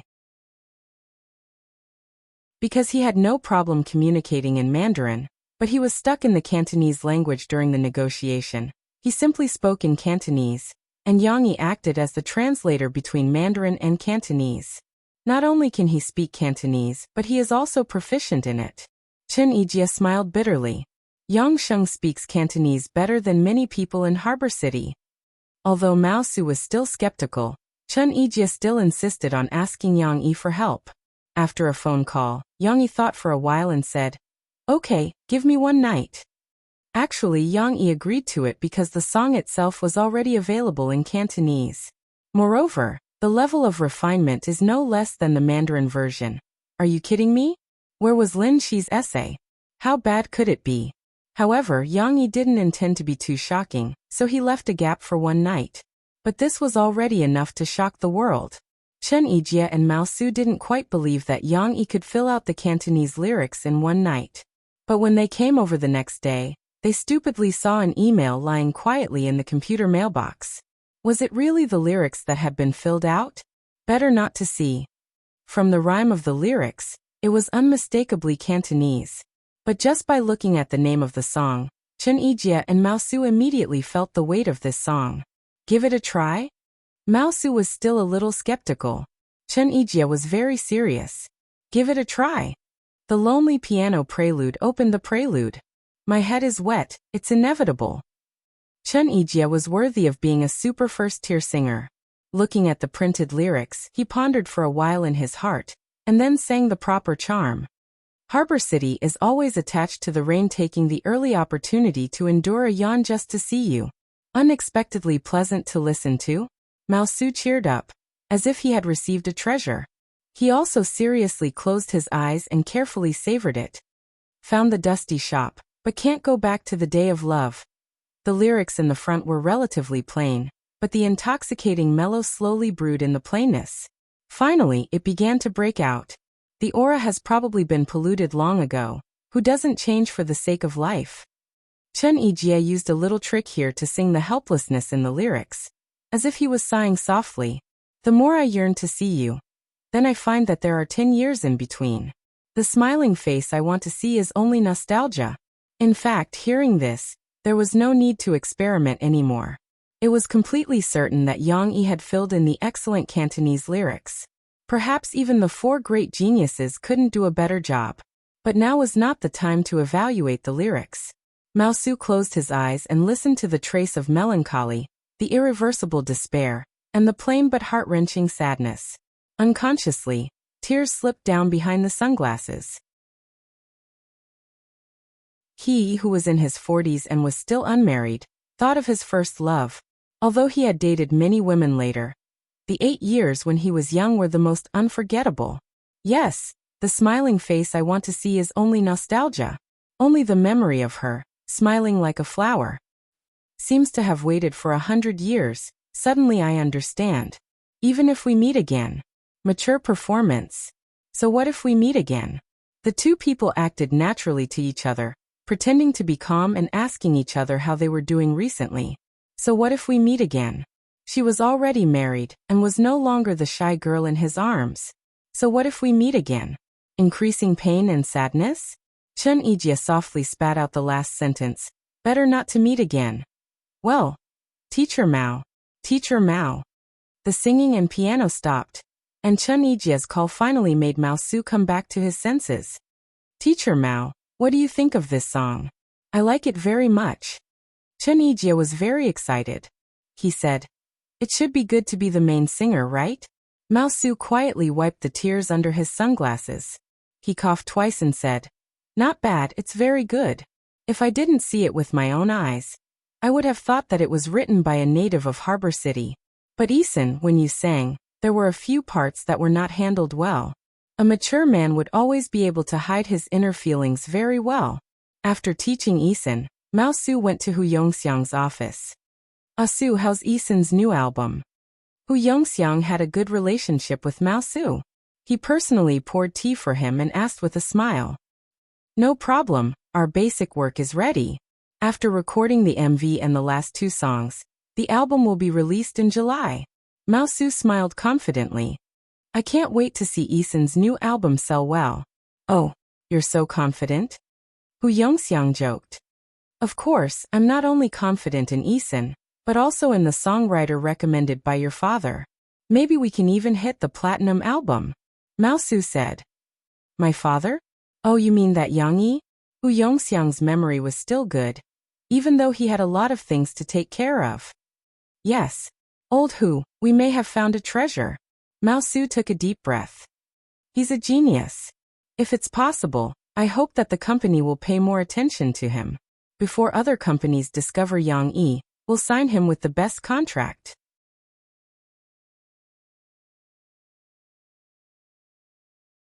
Chapter 33. Guizi's art exam was finally here. On this day, the campus of Jiangqing Media University was as lively as a festival. Early in the morning, cars that came to deliver the exam blocked the campus. Yang even gave up the idea of exercising. Guizi, on the other hand, had a big heart. He woke up very early and squatted at the school gate to observe the young ladies who were dressed up beautifully. It was only when the exam was about to start that he hurried back with his bag and rushed over. Yang Yi's coffee shop was almost done with the decorations. He had nothing to do, so he wiped the cups in the shop and wondered when he would open for business. Of course, the signboard was not ready yet. He wanted a simple wooden brand, so it was not easy to find a carpenter. He had to wait for a week to order a set. Papa! There was a faint call from outside. It was so familiar and he missed it day and night. Yang Yi suddenly came back to his senses and quickly looked out. Outside the closed glass window, a cute little angel was excitedly waving at him. Her sweet smile and big bright eyes were all worried about Yang Yi's heart. In fact, he missed her very much.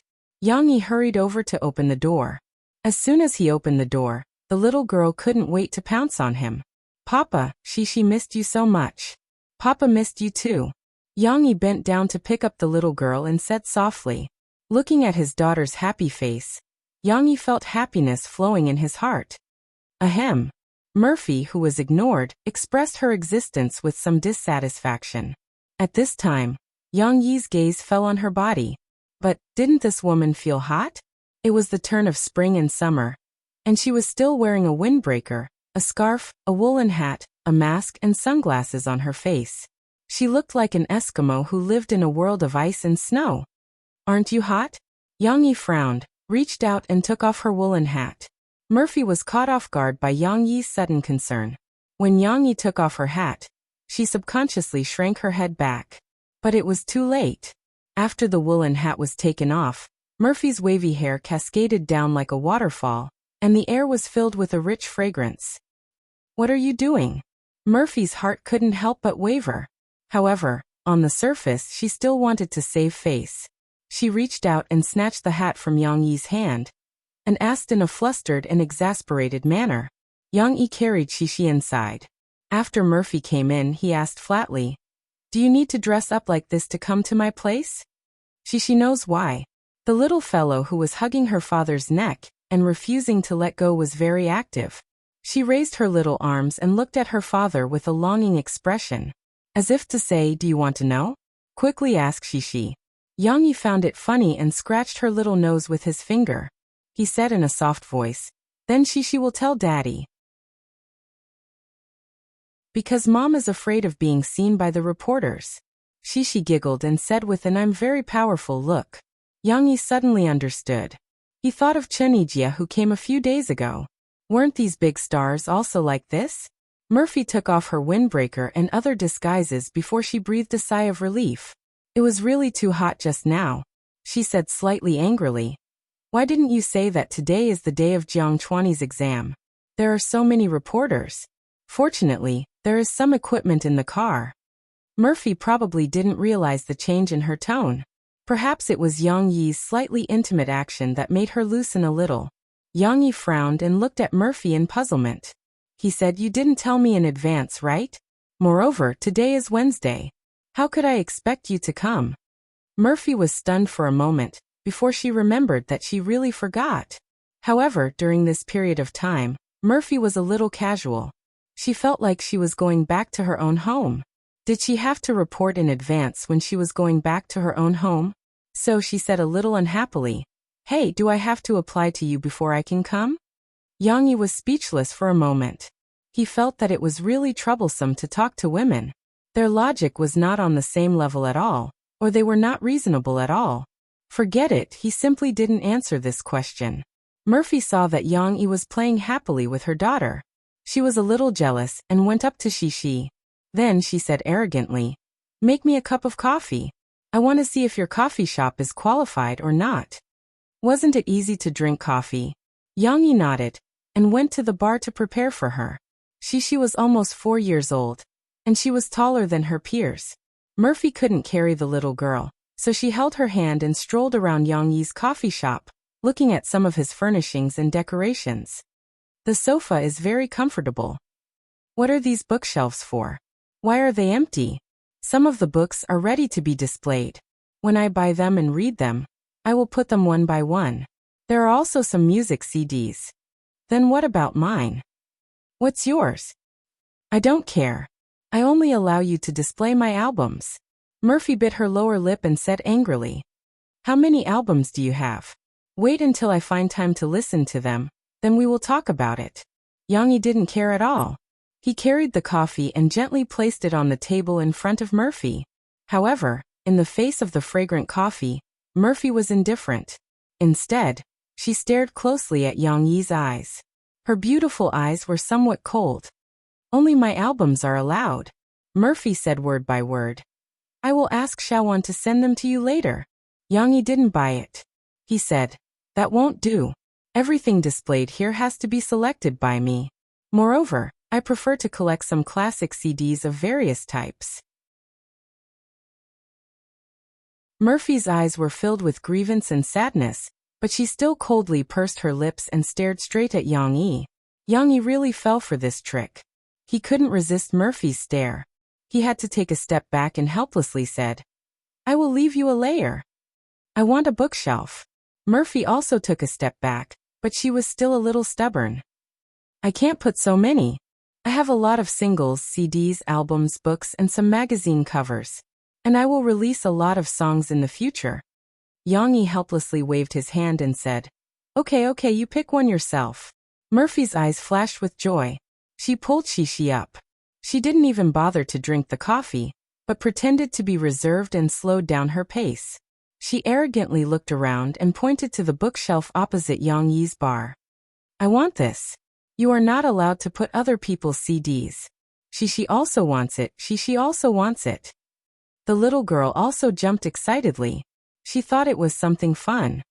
"Shishi doesn't need it." Yang Yi quickly took out a few wooden frames from the box next to him and said, "Shishi, Dad has prepared these for you. When the time comes, Dad will frame your paintings and hang them on the surrounding walls." "Really? Then Shishi will have to draw a lot of paintings." The little girl was pleasantly surprised. Murphy was a little jealous. This time she ate her daughter. Yang Yi was so considerate for his daughter. Why didn't he take the initiative to think for her?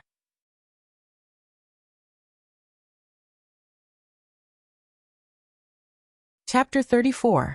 Murphy didn't stay for long. After drinking her coffee, she left in a hurry.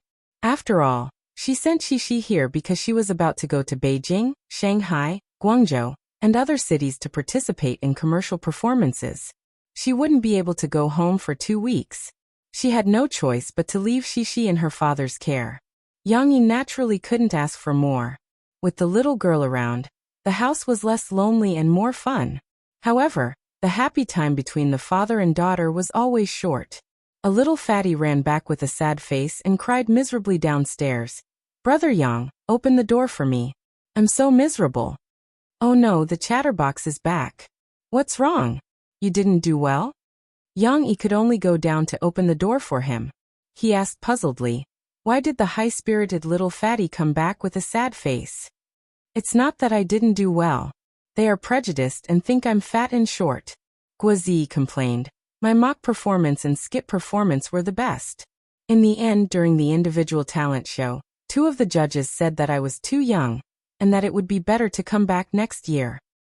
There are such standards? Yang Yi couldn't help but frown. Guozi was a little chubby and he was not that handsome. However, Yang Yi felt that this kid was really talented. Moreover, he was still young, only 16 years old. Perhaps when he grew taller and slimmed down his body, he would be a good-looking man. One must know that every fat person had potential. Guozi sighed and said, there's no other way. The teachers are all focused on the handsome guys and pretty girls. I'm afraid that no matter how I perform, it will be hard to catch their attention. Yang Yi was silent. Just as he was thinking about how to comfort the little fatty, Guozi made a fuss about nothing and shouted, ah, why is there a little girl? Yang Yi turned around and saw that Shishi, who couldn't sit still, had run to the stairs and was looking down with her cute little head. However, she was startled by Guozi's shout, and Shishi retracted her head. She's my daughter. Yang Yi was speechless at Guozi's fuss. You already have a daughter? Guozi was even more surprised. And she's already so old? In his opinion, Yang Yi was only 27 or 28 years old. How could there be a 4 or 5-year-old child in front of him? Could it be that soldiers all got married at an early age? Isn't it normal that I have a daughter? Yang Yi had no intention of explaining. After going upstairs, he called the little girl over and introduced her to Shishi, who was bashfully hiding behind her father's thigh. This is Guozi, Uncle Gua. He is temporarily staying at our house. And this is my daughter, Shishi. You can call her Shishi. Before Shishi could say hello, Guozi shouted in dissatisfaction. What, Uncle Gua? Calling me Brother Z makes me sound old. Just call me Uncle. Yang Yi patted Shishi's little head, and then glared at Guozi. You call me Brother Yang. Is it wrong for my daughter to call you Uncle? Shishi was still very obedient to her father. Her voice was soft as she whispered, Uncle Gua. Guozi's heart was crumbling at the moment, but under Yang Yi's abuse of power he could only be an uncle with tears in his eyes. Because of Murphy's identity, Shishi had not had much contact with strangers since she was young, so she was very shy in front of strangers. Even when her father was preparing lunch, she insisted on staying in the kitchen with him. Poor Guozi. When he saw how beautiful and cute Shishi was, he even volunteered to help take care of Shishi. But now his self-esteem was hit again. Am I really too fat and ugly? The examiner doesn't like me, and even Brother Yang's daughter doesn't like me. Guozi lay on the sofa in the living room, feeling that he was already a useless person. Fortunately, Guozi was saved by Yang Yi's sumptuous lunch. Tomato fish soup. Dad knows that you don't eat spicy food, so I used your favorite small tomatoes. It's sweet and sour, and eating fish will make you smarter. Yang Yi introduced the dishes to his daughter one by one with a smile. Guozi listened and swallowed his saliva. This is fried abalone mushroom with minced meat sauce. This is Beijing sauce shredded pork. This is more special. It's called steamed tofu. It's a special dish in Shandong cuisine. There's stuffing in the tofu. Stop talking, I can't help but want to eat. Guozi held the bowl and chopsticks and said with red eyes. Shishi was originally smiling happily, but the little fatty uncle's hungry look made the little girl feel threatened. She pouted her little mouth and stretched out her little arms to stop him. She said unhappily, No, this is what my papa made for me. But you can't finish it. Guozi shouted. In fact, Shishi was quite willing to share with others, but today Guozi's attitude made the little girl unhappy. She threw a tantrum and said, I won't let you eat. Okay, it's all for Shishi. Shishi, try a piece of steamed tofu first.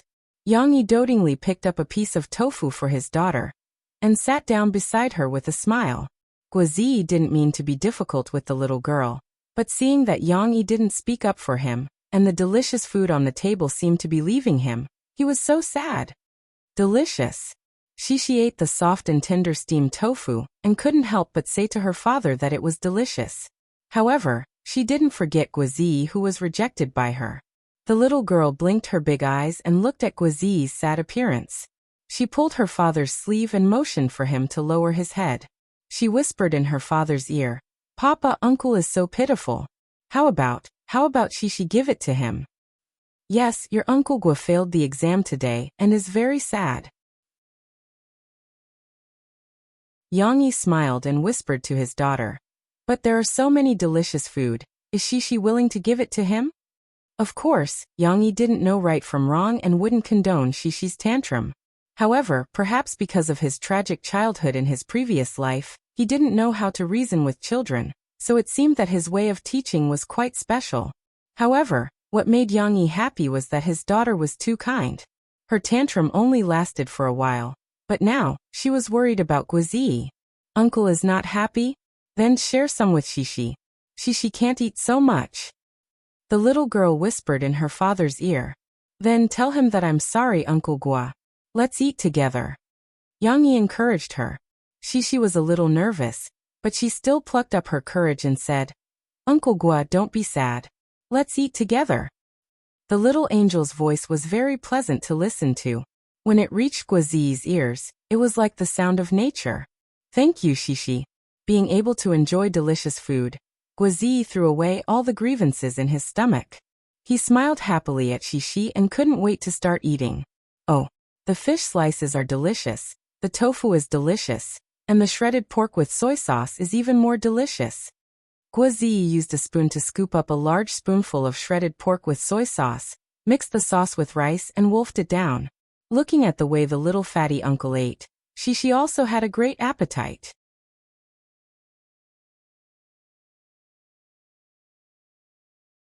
Chapter 35. Papa, Shishi wants to listen to a story. At night, Yang Yi remembered Murphy's request and coaxed the little girl to sleep at around 9 o'clock. But perhaps because she was with her father, Shishi was very excited all day. Now she was wearing a small nightgown and barefoot, stepping on her father's big bed. Well, Papa will tell you a new fairy tale. Yang Yi sat on the bed and said with a smile, But Shishi, you have to lie down and be obedient. Yes, Shishi will be obedient. Shishi nodded happily and quickly got into bed. Then she held the teddy bear she brought from home and looked at her father eagerly. Yang Yi sorted out his thoughts and began to say, Long, long ago, there was a beautiful princess. Her skin was as white as snow, and everyone called her Snow White. Yes, Yang Yi was going to tell the story of Snow White. However, this story was not as easy to tell as Frozen, because Yang Yi had never read this story in his previous life. His childhood was only filled with killing, and there were no fairy tales. Therefore, he could only make up his own story based on the general direction of the plot that he learned from various places in his memory. It seemed that the effect was good. Shishi was fascinated by the story, and she seemed to have integrated herself into the role. When the little girl heard that Snow White's mother had passed away, her small eyes showed sadness. When she heard that Snow White's stepmother didn't like Snow White, she was also very frightened and nervous. Magic mirror, who is the most beautiful person in the world? Yang Yi pretended to be the queen and raised his hands in front of him, as if there was a mirror in front of him. Because Snow White grew up, her skin was as white as snow and she was as beautiful as a holy angel. So the magic mirror replied, My queen, you are the most beautiful here, but Snow White is 1,000 times more beautiful than you. Shishi didn't realize the problem yet. Her big eyes showed a happy smile, and she was proud of Snow White's beauty.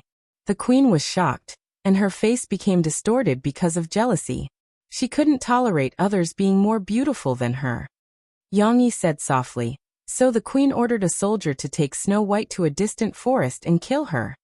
The original version of the story should be about a hunter, but Yang Yi didn't know these details. No, Shishi doesn't want Snow White to die.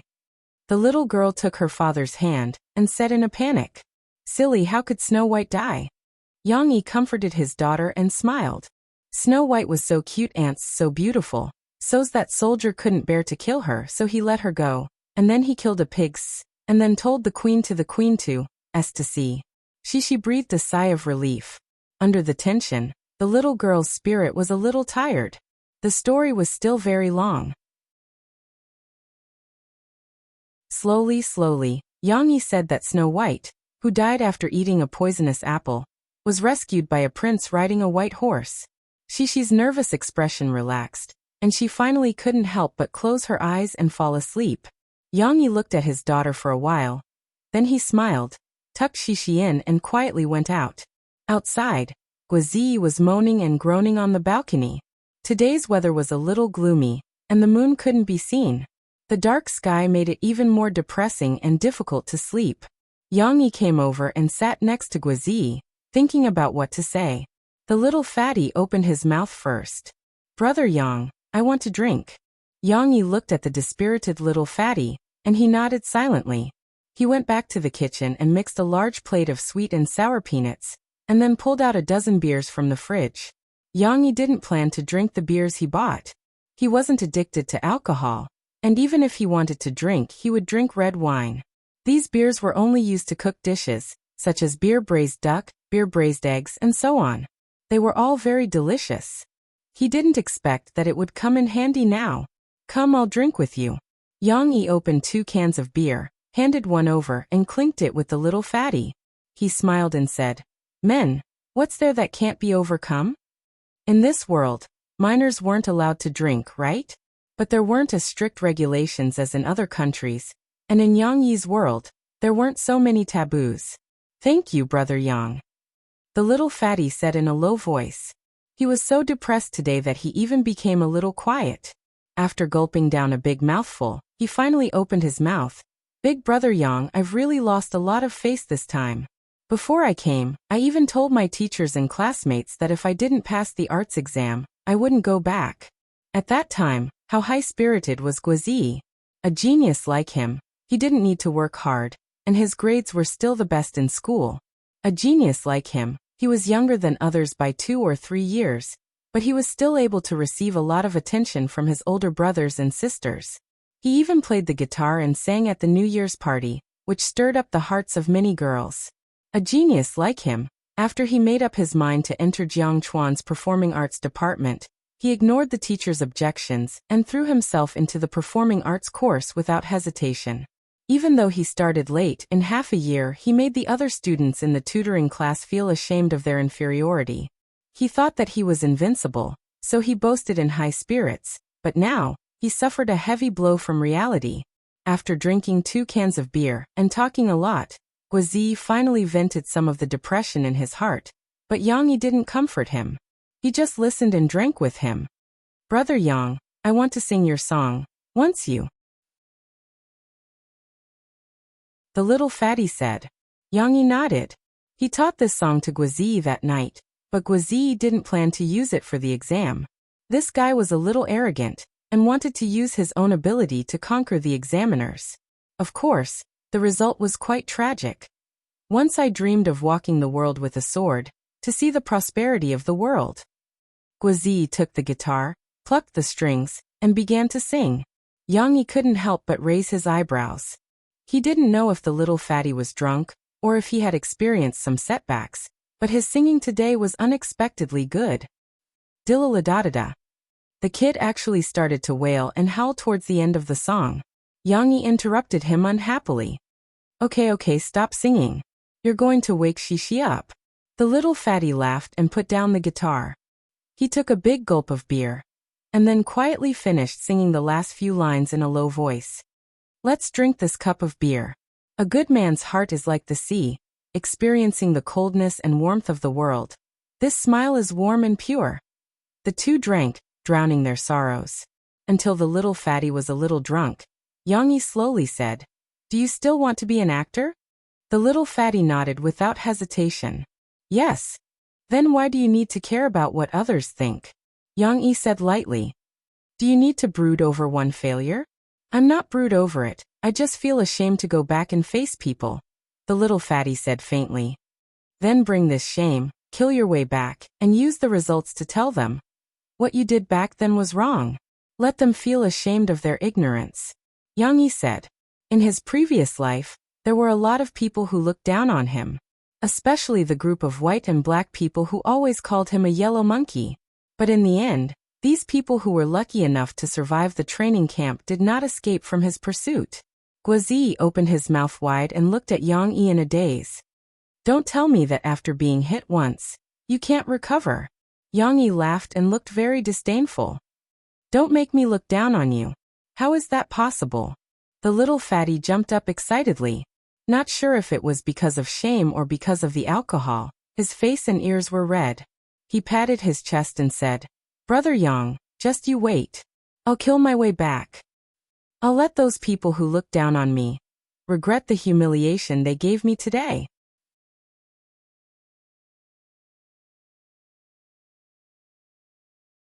Chapter 36. The next day, the frustrated fatty Guo went home.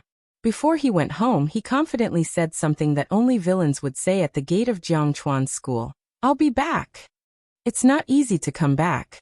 You just live in the coastal area. Yang Yi said, ruining the atmosphere. The cool brother Yang wasn't as sentimental as Fatty Guo. He was just going to take Shishi out to play, so he gave Fatty Guo a ride. Since Tyrant was also back, he could drive a little further to get used to the car. After seeing Chubby Guo off, Yang Yi drove his daughter to the shopping mall. Haihong Shopping Mall, which specialized in children's products and had high-quality imported products, was also in the coastal area. This was what Mo Fei told him. Papa, where are we going to play? Shishi asked curiously. The little girl sat obediently on the child's seat in the back seat. Shishi finally didn't wear a skirt today. Yang Yi gave her a white chiffon short-sleeved shirt and blue cotton linen shorts. At first, she didn't like it.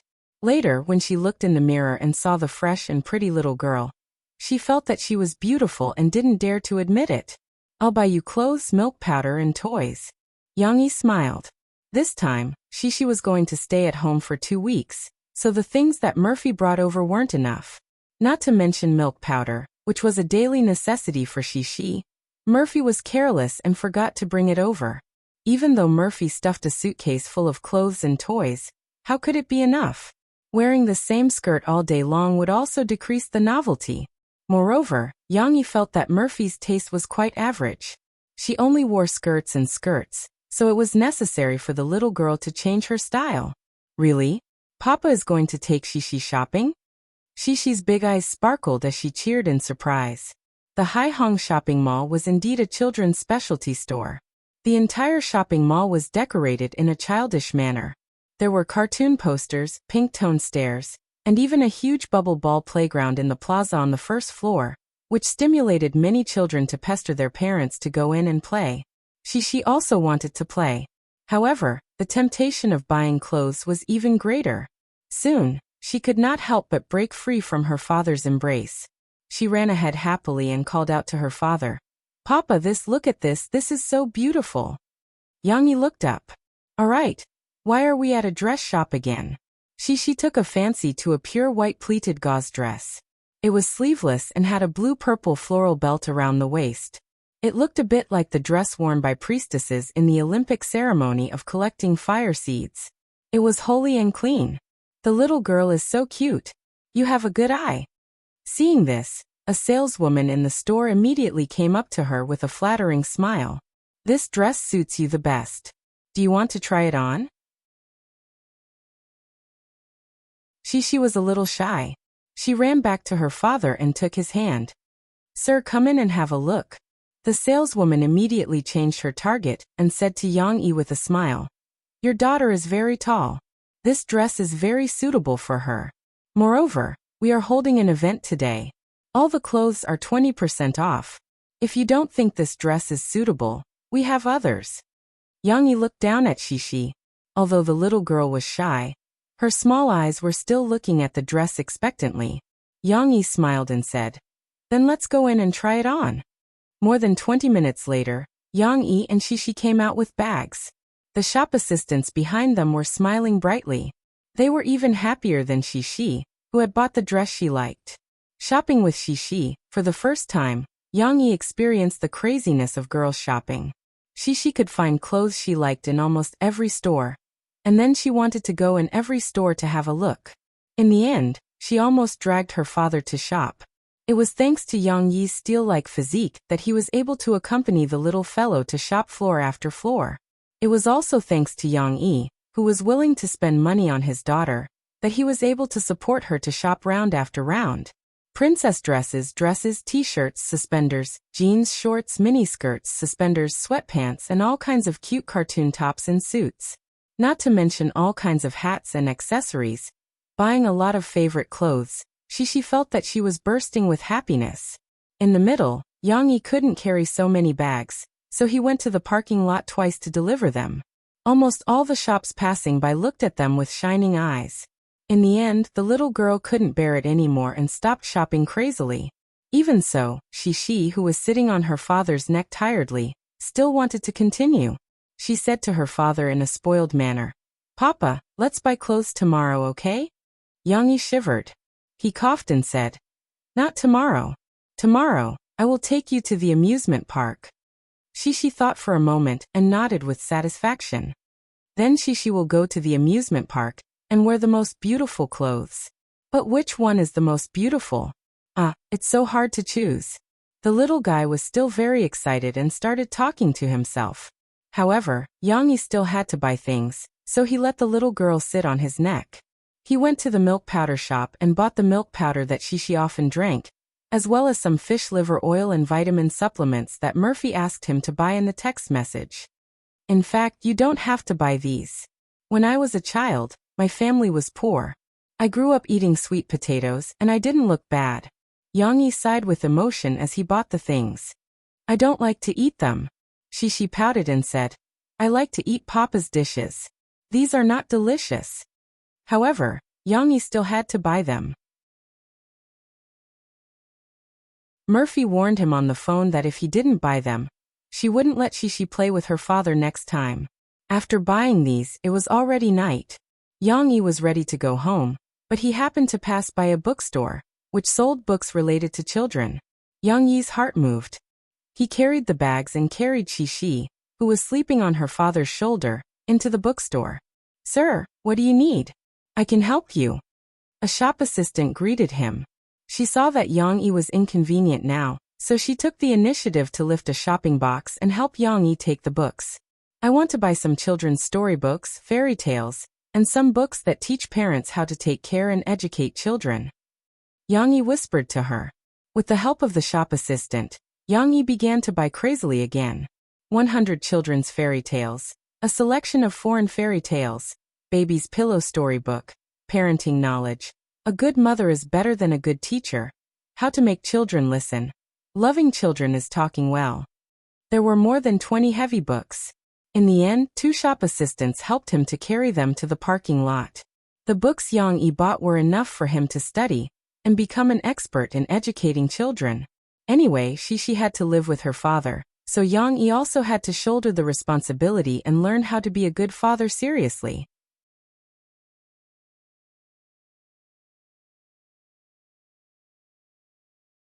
Chapter 37. The prince used his love to wake up Snow White, who had mistakenly eaten the poisoned apple.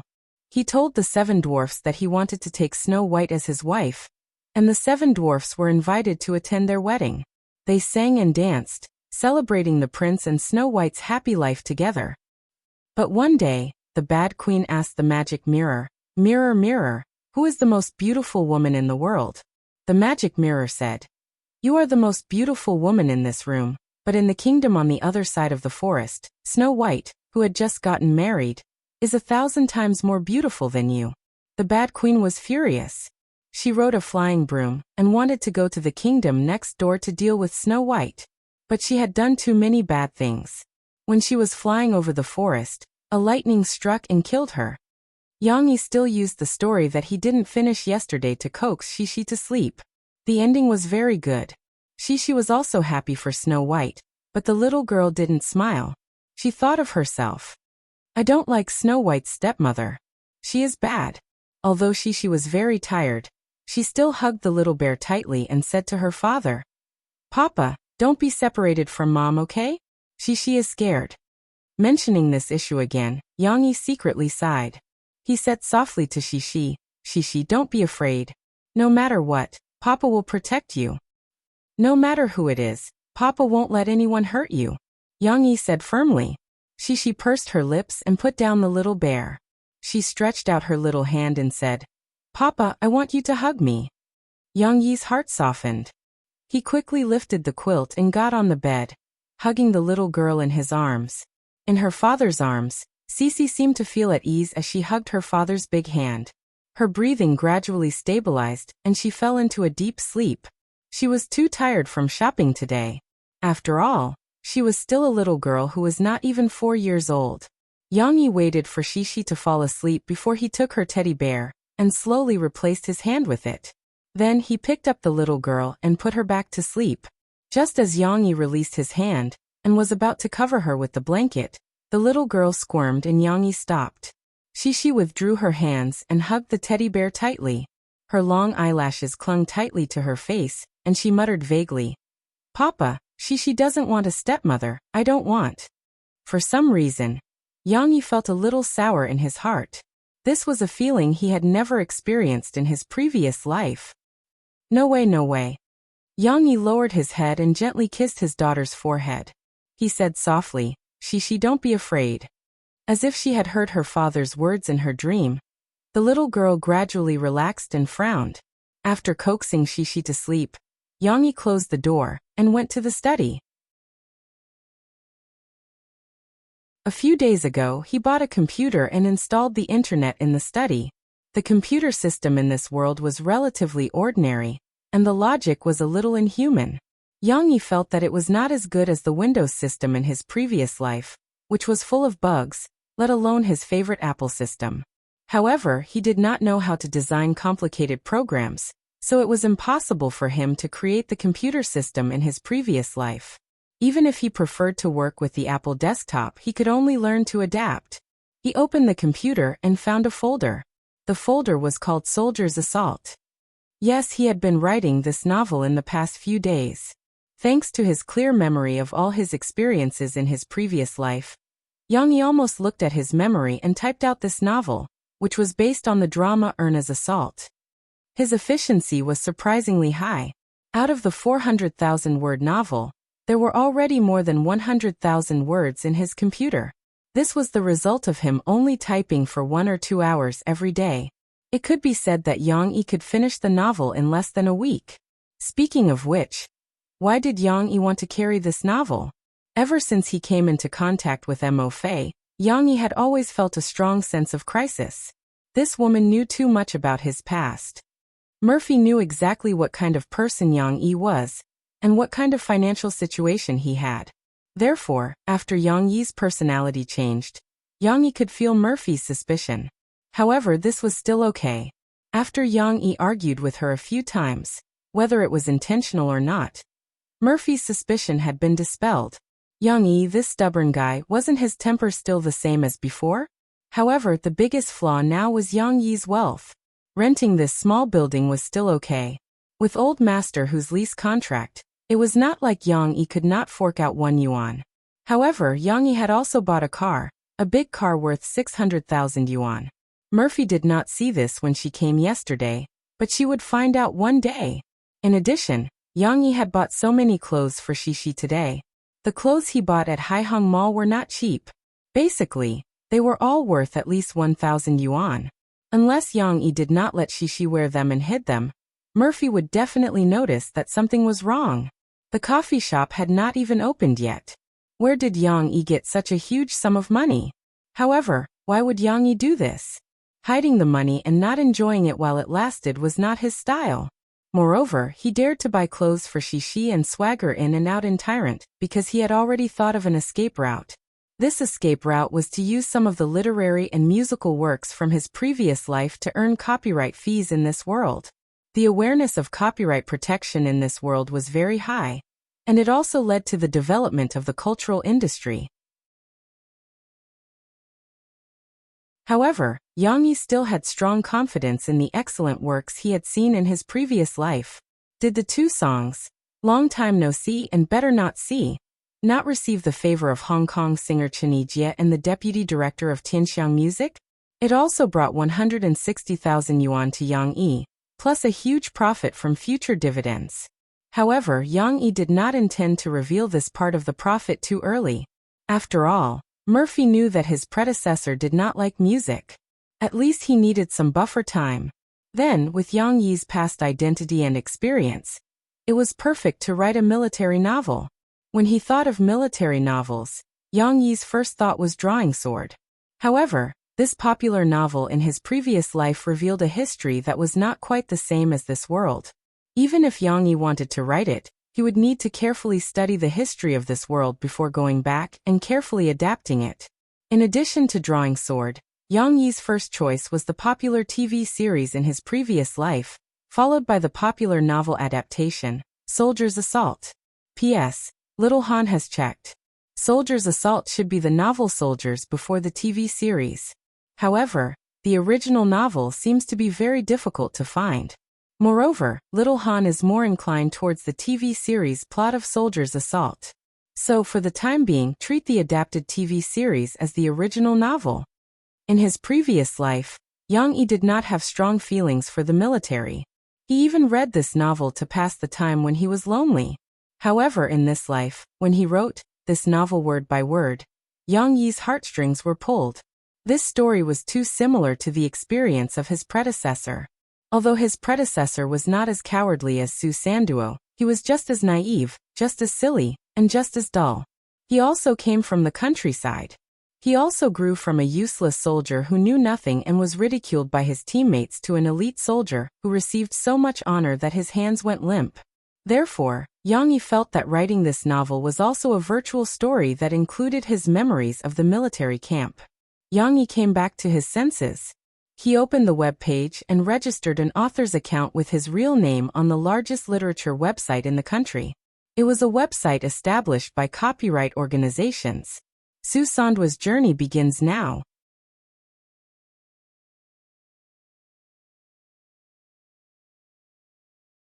Chapter 38. The literature websites in this world were different from the ones in Yang Yi's previous world. Before authors uploaded their works to a certain website, they had to click on the confirmation button and sign an agency agreement with the website. This virtually eliminated the need to sign a contract and send it out. Then, after the author uploaded the chapters, the website had a tailor-made review program by the Copyright Association to identify them. It was said that it was supported by the calculation of a supercomputer. The Copyright Association was rich and powerful. So in a few seconds, it could analyze whether the chapters were plagiarized or not. Not only would there be such a review during the upload of a new book, but the anti-piracy, anti-plagiarism, and anti-infringement work actually ran through the entire release period of the novel. This really made the original author feel at ease. As for the editors of the website, they didn't need to repeatedly identify them. They just needed to pick out the excellent original works from the vast sea of books, and then place them on the website. Although their work seemed simple, just reading nonstop, in fact, it was far more important than people imagined. After all, in a world where reading books required money, although the price was very, very low, there were no free chapters. Furthermore, there were a large number of works being added to the website at every moment. Without the editor's recommendations and the support of previous experience, it was likely that many excellent works of newcomers would be buried in the huge library of works. Chang Zi was a member of the huge editorial team of the Reading Literature website. He liked reading since he was a child, and he read a wide range of books. He liked all kinds of books. Plus, he was a homebody and wasn't used to communicating with strangers. This job where he could read books for free became his happiest choice. He was on the night shift this week. After handing over to his colleagues, Chang Zi went to the pantry and made himself a cup of strong black tea. Then he sat comfortably on his chair, opened the computer screen, and began to browse the new books that the system assigned to him. The writing of this book is terrible. The sentences can't be written smoothly. How can he have the nerve to upload his work? Sometimes Chang Zi was also sharp-tongued, but that was only his private whispers. According to the requirements of his job, he opened a private document and copied a comment that he had written earlier for the author, advising him to think about his words and sentences. This book doesn't have any mistakes or misuse of words, but the plot is very messy, and I don't know where the logic went. This book is not bad. It's just that the plot is a little dry. It needs to be more developed. It might not be impossible for it to become a passable work in the future. After looking at more than 10 newcomer works, Xiangzi was a little disappointed. There was no work that made his eyes light up. However, this was also very normal. In this era of national creation, there were a lot of low-quality works mixed in. If one wanted to find gold in the sand, they had to be more patient. The tea in the teacup was finished. Xiangzi was about to get up and make another cup, but the next novel he clicked on attracted his attention. A wedge. An ant is walking on an ant path marked by secretions from its abdominal glands. This thing is as important to it as an iron cabinet is to a locomotive. What an interesting analogy. The first sentence of the novel made Xiangzi unable to help but sit back down. He scrolled the mouse wheel and continued reading. But our ant is a soldier ant, a brown species. Regardless of color, soldier ants are like soldiers in the First World War in my imagination. They spend their lives in a stuffy tank car that doesn't see the light of day, moving on a track that is said to be safe, but is actually full of danger. Once the door opens to see the light of day, the first few paragraphs of text were plain but shocking. Xiangzi couldn't help but click on the home page with the mouse to look at the title and introduction of the book. Soldier's Assault. This is a military novel? Xiangzi couldn't help but feel a little excited. He liked this kind of military novel that made people's blood boil. Introduction. Shining spears and armored horses, men with fighting spirit. The spiritual world of soldiers is rich and cold. An ordinary rural child with character flaws, he is simple and persistent, tumbling and rolling in the world of soldiers. Because of his stupidity, the whole company is implicated. Because of his seriousness, the whole company is moved. Because of his persistence, the whole battalion is proud of him. Although his ancestral home in his hometown was turned into a pile of rubble in the explosion, it couldn't stop his firm steps as a soldier. Kindness and compassion didn't make him forget his duty as a soldier. Shooting drug offenders. He was tempered into steel in all kinds of difficulties and hardships. His name is Su Sanduo. Wait, looking at this introduction, Xiangzi had a strong sense of reality impact. Could it be that this was a documentary novel? Xiangzi couldn't help but hesitate. One had to know that even though this novel was published in the military column, this military column was compiled under the web literature. Whether it was Yang Yi's previous life or the online literature of this life, they were very different from traditional literature. Traditional literature was based on reality and deeply exposed the problems in reality, while online literature was either based on reality and higher than reality, or purely inserted the wings of fantasy and unconstrained. Let's take a look at the military section below the web novel. It was either time travel or rebirth, with memories to change the history of the original failed war. Or the protagonist had a special ability, step by step going against the heavens, and becoming a soldier king. Would such a novel with a somewhat realistic content be welcomed by readers? If it was another novel, Xiangzi might have wanted to suggest the author to publish it in another column. But for this book, after reading a few chapters, Xiangzi actually felt a little reluctant. The author's writing was very delicate. Just like how the chapter Wedge wrote about soldier ants, but Xiangzi didn't superficially think that this book was about ants. Between the lines, there was a solemn and stirring aura of a soldier. The smell of steel, the smell of smoke, the smell of gasoline, the smell of unnatural fabric, the smell of the devil and the end of the world. The soldier ants are crying. No, soldier ants don't cry. Using soldier ants to describe the iron blood of soldiers, could a military novel be written with such a literary style? Xiangzi felt that the softness in his heart had been touched. The author of the new book was very impressive, updating nearly 50,000 words in one breath. But the broken chapter was a bit of a pain in the ass. Wedge was less than 2,000 words. The first chapter was more than 5,000 words. The second chapter soared to more than 20,000 words. And the third chapter shrank to less than 20,000 words. Did he break a chapter? Or did he just casually write a chapter number in a paragraph for fun? But even so, Xiangzi was mesmerized by Su Sanduo. He was deeply attracted by this simple and honest coward. He really wanted to know how this Su Sanduo had become the pride of the entire company as described in the introduction. However, the story came to an abrupt end, and the author updated to the third chapter. It didn't matter. Qiangzi had already decided that he would add this special novel to the list of recommendations that would be pushed by the editor tomorrow. One had to know that this was the best recommendation spot that a newcomer's work could get. An editor could only push one novel a day, and even if it was just a text recommendation, the novel would still appear on the website's homepage. It could be seen how much Qiangzi liked this novel. The meaning is profound, depressing, but full of hope. I have a hunch that this will be a masterpiece. Qiangzi excitedly added a link to the book on his blog and commented below.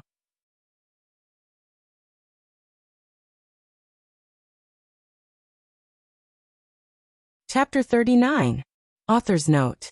This chapter is not meant to ridicule those who are forced to go on blind dates by their parents, nor does it have any ill intentions towards the girls. Xiaohan is on the side of free love. Moreover, Xiaohan believes that even if a girl reaches the age where she should be anxious, she should not be anxious. She would rather be slow until she finds someone who truly loves her. No matter what, she should not compromise. Yang Yi had never been a web novelist in his previous life, and he did not care about the results of his novels. After uploading a few chapters, he saved them in the draft box for a few days. After setting the timer, he closed the web page and did not care about it anymore. As for the short recommendation spot that editor Qiangzi sent him, it was pitifully left in the author's back-end inbox. It was another early morning. The sky was still green, and a thin mist shrouded the campus. Yang Yi still got up early to exercise and crossed Ting Mountain to buy fresh ingredients for Xixi. The largest vegetable market in Ting Mountain was located at the western foot of Ting Mountain. It was the largest residential area in Ting Mountain, and it was close to a pier of the Jinghang Grand Canal. Whether it was agricultural products, seafood, birds, beasts, or even some precious high-quality ingredients, they could all be bought in this market. After all, there was also a villa area here, where the rich and powerful lived. If he went through the main gate of the school, he would have to walk a long way around the foot of the mountain. As long as he crossed Ting Mountain, the vegetable market would be on the opposite side. However, the shortcut required a lot of physical strength on the rugged mountain road. Yang Yi did not lack physical strength. The energy consumption from crossing the mountain was just enough to force his internal strength to circulate and accelerate the speed of his cultivation.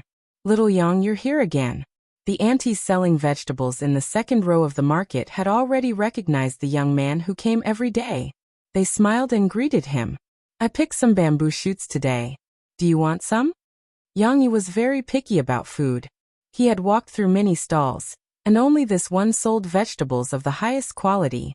The aunties said that the vegetables were all grown in the mountains contracted by the family, and there were no fertilizers or pesticides. "Then I'll try some." Yang Yi smiled, picked a tender bamboo shoot, and put it in the bag handed over by the aunties. These people who sold vegetables liked to chat. Yang Yi didn't want to appear too arrogant, so he agreed.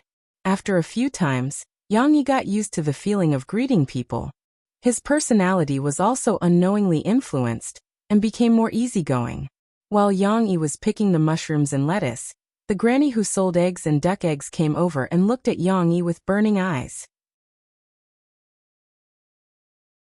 Her gaze swept from Yang Yi's head to his feet, then back to Yang Yi's face. Yang Yi sensed it and raised his head in confusion. "Little Yang, where do you work?"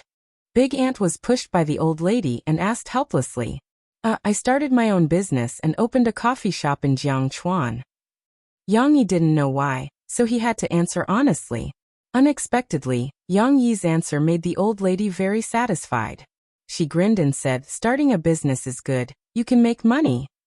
"I told you little Yang's family background is good." Big Ant smiled. "So it's in Jiangchuan, that's even more suitable." Yes, yes." The old lady smiled from ear to ear. "Then little Yang, how old are you this year?" Yang Yi had never seen this kind of attitude before, so he was a bit confused. Why did she ask so many questions? But because of the favor, Yang Yi couldn't keep quiet. He said awkwardly, 31 years old.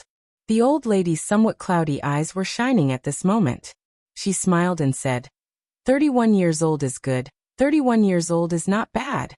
What's so good about 31 years old? Yang Yi was dumbfounded. 31 years old is not old, just 1 or 2 years old. And look at little Yang, he exercises every day, his body is so good. Big Ant continued to recommend. And little Yang is definitely someone who loves his wife. He buys groceries and cooks every day. I'm afraid Yin Yin doesn't have to worry about housework at home. Yes, yes. Big Ant was so happy that she couldn't close her mouth. Wait, something's wrong? No matter how slow Yang Yi was, he noticed it. But before Yang Yi could say anything, under the old lady's urging, Big Ant smiled and said to Yang Yi, Little Yang, Auntie will introduce you to someone, okay? Ha! Yang Yi was dumbfounded. Your Grandma Wu's granddaughter also works in Jiangchuan as a counselor, right? Big Ant saw the old lady nod and smiled. I was too busy with work before, so I didn't have time to talk to someone. Now my family is very anxious, so you two are close so you can talk more. Auntie is not bragging, but their Yen Yen is as beautiful as a flower, and she's a local and she has a house. Big Ant continued to recommend. Wait. Yang Yi said with a bitter smile. Auntie Grandma Wu, you misunderstood. I'm already married. Suddenly, there was silence. Big Ant and Big Ant looked at each other, and the atmosphere was a little awkward. Big Ant looked at Big Ant with some resentment, as if to say, Didn't you say you're not married? Yes, I'm not married. She had observed Yang Yi for many days, and he didn't have a wedding ring on his hand. She also didn't see him bring that girl to go grocery shopping. He had been alone all this time. Big Ant said with some dissatisfaction. Little Yang, don't lie to Auntie. Don't tell me you think Yin Yin is old. She's not even 30. 28, 29, still far from 30. Big Ant said unhappily. Yang Yi had no choice but to take out his phone, flip through the photo album, and show it to them. This is my daughter, I'm not lying to you. Yang Yi almost never took photos, a habit from his previous life. But yesterday Murphy missed her daughter and insisted that Yang Yi take a photo and send it to her, so Yang Yi took a photo of Shishi. He didn't expect it to come in handy today. Oh. The auntie and granny looked at the photo and sighed regretfully. Then, their attention was attracted by the cute little girl in the photo. Wow, Xiaoyang, your daughter is so beautiful. She looks just like you.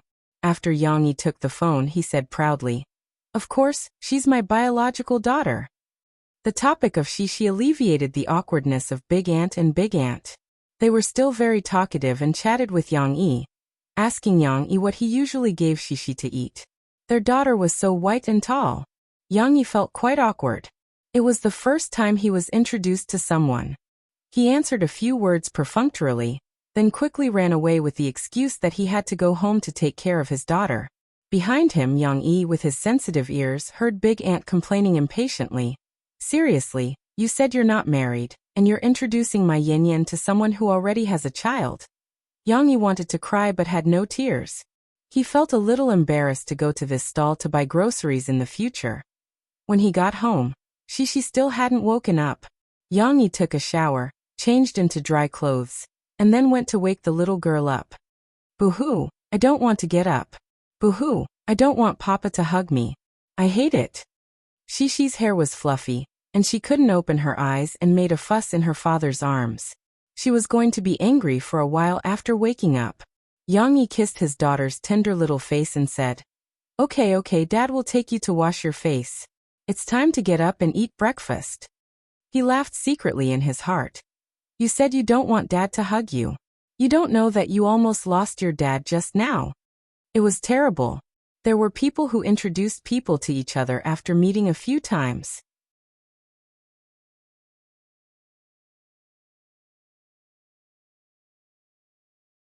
Chapter 40. I've never dreamed of becoming a soldier because I'm afraid of death. But now I'm in awe of soldiers. Mu Yuqing's blog. Mu Yuqing was an IT programmer in Yangcheng. He was usually very busy, working from 9 to 9. Although he was well paid, he also lost his personal life. So he liked to use his spare time to read novels and web novels. Through other people's writing, he could fulfill his own fantasy of life. Today, in the editor's recommendation, he saw a military novel called Soldier's Assault. The name was ordinary, but it was recommended by his favorite editor, Xiangzi. So, out of curiosity, Mu Yuqing clicked on it. Mu Yuqing habitually read the introduction and comments first. But in the comments, there was a confrontation between the two sides, which gave him a shock. What an ugly horse. I gave up after reading 2 chapters. Be careful of the poison. Thank you for testing the poison above. Luckily, I didn't read it. Without rebirth, without a cheat, tell me, how can the main character survive? The main character is a good-for-nothing, okay? He doesn't dare to fight his own fate, and is constantly being scolded by his father as a son of a bitch. If it were me, I definitely wouldn't be able to tolerate it. I don't understand. Can someone tell me why the plot of the first chapter suddenly jumped to the second chapter? Chaos is dead. I think my novel is better than the author's. Above, that's a flashback. Don't spout nonsense if you don't understand. Flashback for a web novel? This author is also Shirleji. Hey, who sent you guys to smear my young dada's water army? This novel is very good. I'm about to cry, okay? I agree. You kids born in the city don't know the hardships of the countryside. I was born in the countryside. I feel like the author is writing my own story. I was almost sent to the army by my father. Let me say this weakly. Don't you think that the last chapter of the second chapter, where Su Sanduo made a gesture of surrender to the tank, is hilarious? +1. I almost laughed out loud. Is it okay for you guys to laugh at his misfortune? Su Sanduo was seen by his superiors and left a bad impression. I'm afraid his future will be difficult. It could be said that the posts in the comment section were mixed. Those who liked it were full of praise, but those who disliked it had a clear attitude. This made Mu Yuqing a little puzzled. But at the same time, it also aroused his curiosity. Mu Yuqing decided to buy the current few chapters to read. As soon as he opened it, the chapter on Wedge gave him a different feeling. How should he put it? What a hipster. However, he was not the kind of fake scholar who was full of words. The author's language was very simple, but he described the ants in detail. As a reader, Mu Yuqing could clearly understand that the ants were actually just a metaphor for a soldier. Soldier ants don't cry. Mu Yuqing carefully recalled this sentence and felt his heart tighten. The first chapter was about Su Sanduo and his teammates on a mission. There were a few names in this chapter. Chengkai, Yuanlang, Wuzhe. Everyone had a different personality. What left a deep impression on Mu Yuqing was Su Sanduo's naivety and Chengkai's coldness. Chengkai was a sniper, so it didn't matter if he was a little cold. In fact, Mu Yuqing even felt that Su Sanduo and Chengkai's personalities were hard to get along. But when they retreated, Su Sanduo was ordered to cover them. Chengkai's performance touched Mu Yuqing's heart. Chengkai. Su Sanduo, I'll be waiting for you. Su Sanduo, who had just finished shooting, turned his head and said, Huh? Chengkai looked like he wanted to beat him up, but he only gestured to him in the midst of the gunshots. Then he followed behind Yuanlang and Wuzhe. The two in front had already retreated from their hiding spot. Su Sanduo smiled like he was looking at the ants. He understood what the gesture meant. Then he started to fight against the endless enemies alone. Mu Yuqing felt a little sad. He could feel the friendship and chemistry between Chengkai and Su Sanduo. But he also felt that Su Sanduo, who was covering the retreat, was probably going to die. Sure enough, as he expected, Su Sanduo didn't manage to climb up the broken bridge, and fell heavily into the ruins of the factory from high up in the air. Mu Yuqing was shocked. While he was feeling emotional for Su Sanduo, he suddenly felt that something was wrong. Damn, the protagonist died in the first chapter? He continued reading and finally understood why someone mentioned a flashback in the comments. When the protagonist was in a daze, he seemed to see his father. This story was then rewound to the beginning, when Su Sanduo was born. Wait a minute. Mu Yuqing felt depressed again. Did the protagonist die or not? Also, why did their combat mission look like a drill? Then, without giving a clear explanation, they jumped back to the beginning? Mu Yuqing felt like his heart was being scratched by hundreds of claws. He felt very uncomfortable. He couldn't help but scream, which attracted the attention of the people in the subway. Mu Yuqing realized that something was wrong and smiled awkwardly. The story was very interesting. Although he was unhappy, he couldn't help but continue reading. But then the style of the story changed. It was no longer a tense battlefield, but a backward and poor village. Not everyone liked the simple words of the farmers and the gossip of their families. It was no wonder that some readers impatiently abandoned the book after reading it. But Mu Yuqing wasn't that shallow. Because of his good impression of the author, Mu Yuqing still patiently read. However, it wasn't as difficult to understand as he thought. Su Sandwa's father gave birth to 3 boys. The eldest was called Yael, the second was and the third was Sanduo. Right, the village chief's son was called Cheng Kai. So Cheng Kai was Su Sandwa's neighbor. But there was a big difference in their family backgrounds. Cheng Kai was born with a silver spoon in his mouth, while Su Sanduo was born in a poor family. The third child had another mouth to feed. And Su Sandwa's father's shoulders became heavier. Because of his wife's early death, Su Sandwa's father didn't have the ability to create conditions for his 3 children. He could only hope to send his children to the army and get the country to provide them with food. But whether it was Yael or they were useless, which disappointed Su Sandwa's father. Actually, the author's writing was very humorous, but this kind of language to describe the irresistible reality made it seem even heavier. Mu Yuqing wanted to laugh a few times, but he couldn't. He felt despair a few times, but it was diluted by some interesting scenes. How could he have such an older brother? Let his younger brother buy porn for him. But Yael's sentence, "I'm already in my 30s, how can I do that?" made Mu Yuqing feel sad. Yes, he was already in his 30s, but he wasn't married. What a joke. Yael was too poor to get married, and Mu Yuqing was too busy. This chapter was very long, and it wasn't like other web novels. Mu Yuqing read it carefully, and was so engrossed that he almost missed his stop on the subway. It was time to go to work. Mu Yuqing couldn't bear to put down his phone, but before he put it down, he couldn't help but pick it up. A deluge of heavenly flowers moved me to tears. Sir, your talent deserves this reward. Mu Yuqing tipped Soldier's Assault at 100,000 coins. It wasn't much, only 1,000 coins. It was just a drop in the ocean for Mu Yuqing's income, but he was happy to tip a work that he couldn't stop reading. Don't be careless. I still want to know if Su Sanduo fell to his death. Mu Yuqing added with a smile.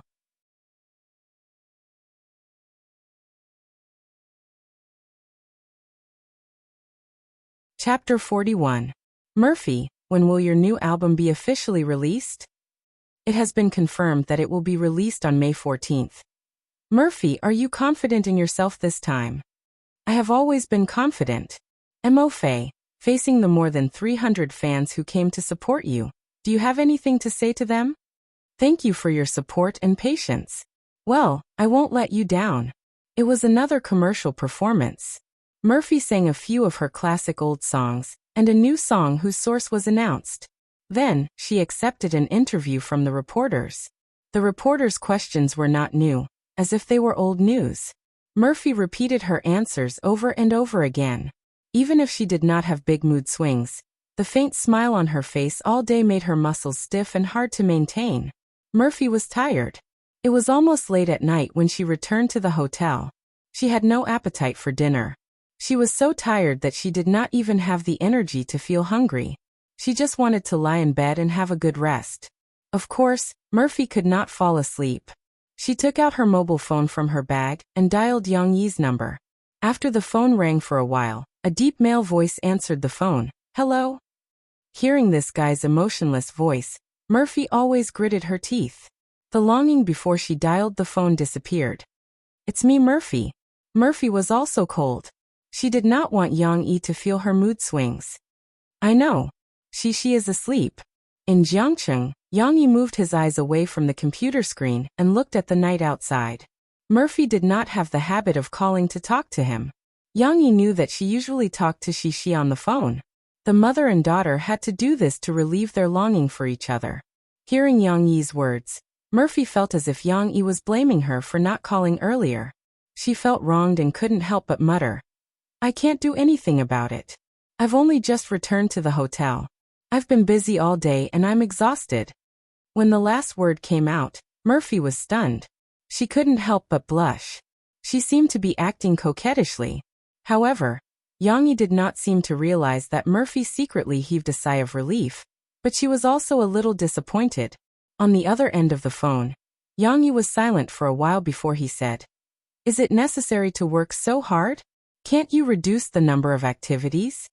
Yang Yi was not completely ignorant of the entertainment industry. In his previous life, he had read an article on the internet that evaluated the singer, Pu Shu. He was a singer who put his heart into making music and did not bend for money. Yang Yi felt that he was a real musician. Why do you have to run around doing commercial performances? Why did he have to go on so many variety shows to gain exposure? As long as the music was good, was there a need to be afraid of not having enough fans? If he worked himself to the bone, would he be able to sell a platinum album? Therefore, Yang Yi did not approve of Murphy's work style. It was just that he did not mention it before. Today, Murphy's mood had fluctuated greatly, so he couldn't help but ask. Murphy was very happy.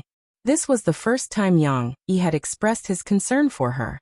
Although his choice of words was not very considerate, it was enough to hear Yang Yi's words in such a tired state. "You don't know how much pressure I'm under." Murphy finally put down her cold armor and said in a complaining tone, "I haven't appeared in the music industry for more than 4 years. I'm afraid that the fans have forgotten me. Do you know how many newcomers have emerged in these 4 years? How many pop songs have refreshed people's memories?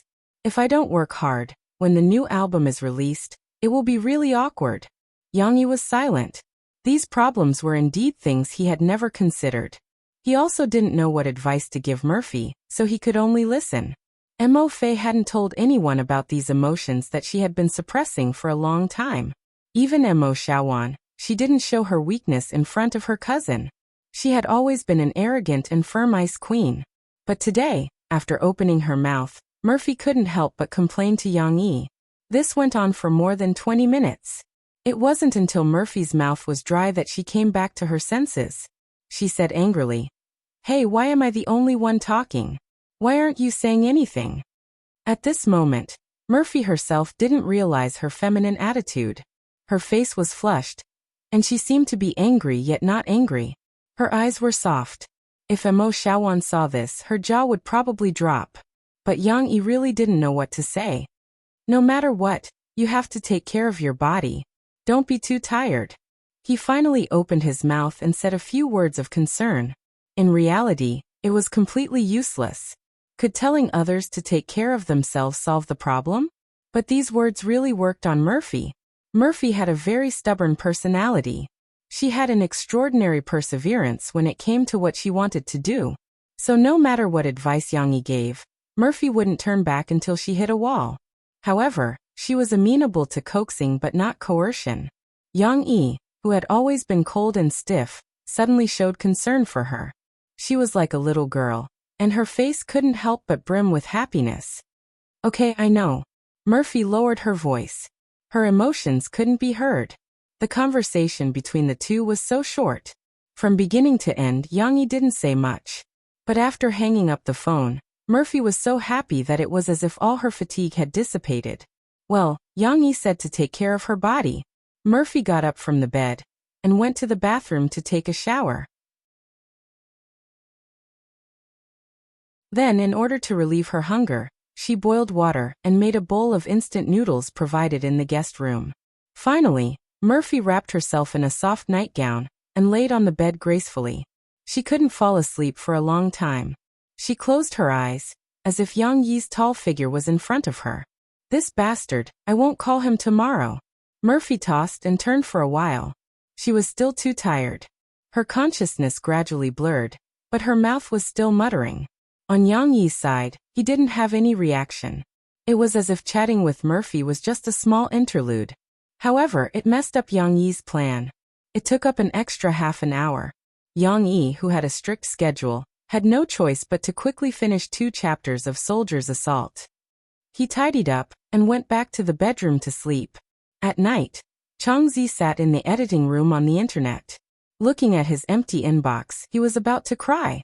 For the past 2 days, he had been contacting Yang Yi through the author's backend, hoping to get his contact information. Then he could talk to him about some problems with the chapters, follow-up recommendation arrangements, and update speed.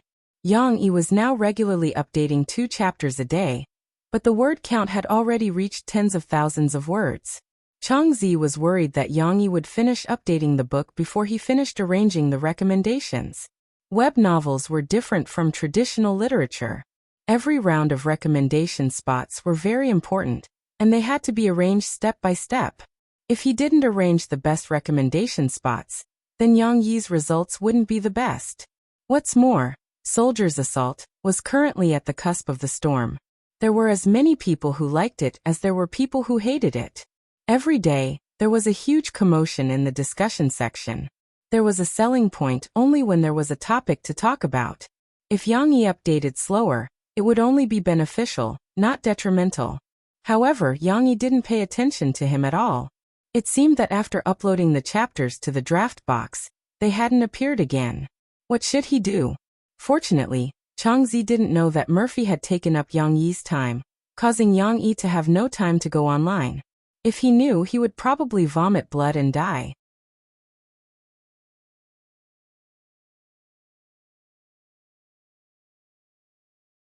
Chapter 42. The most famous military literature website in the country was actually ironarm.com. It was a military literature website founded by a magazine with a special background. Since its inception 10 years ago, it had gathered a large number of retired soldiers and military enthusiasts. However, today the fans of ironarm.com were a little stirred up. First, they were recommended by a friend to a novel that was published in the military section of ironarm.com, which they usually disdained to read. The military section of ironarm.com was good at imagination but lacking in reality. Usually, the best-selling novels were mixed with all kinds of loopholes and all kinds of wrong logic. This made the military fans who liked to study the real data of military and weapons feel disdainful.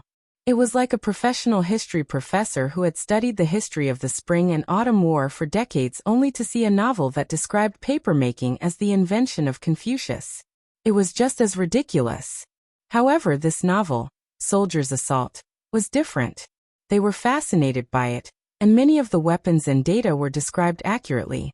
Yang Yi had corrected the names of some of the weapons and tanks that appeared in his previous life, based on the memories of his previous life. This author must have been a soldier and had similar experiences. Many retired soldiers who were born in the countryside were in tears after reading the first few chapters. They turned around and recommended it to more people. However, the comments below the novel were not so friendly. After all, the audience of online novels was too wide. From old boys in their 30s and 40s to elementary school students who just understood novels, there were successful people in the business world, rich second-generation heirs, and farmers who earned hard-earned money and read novels to pass the time.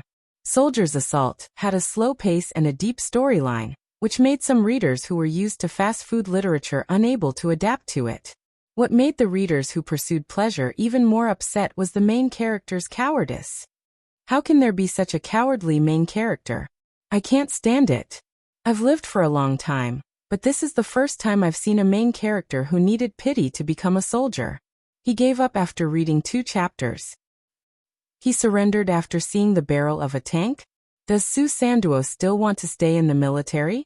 How can the author write such a trashy main character? That's right.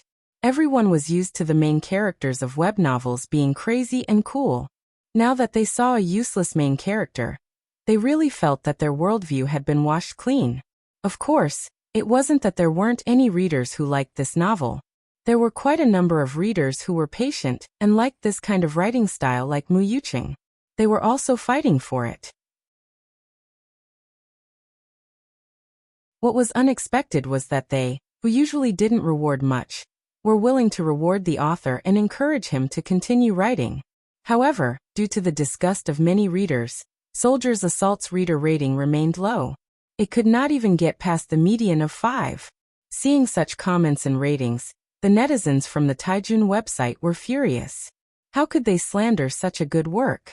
This is the most realistic military work I've ever seen. I'm also a soldier from the countryside.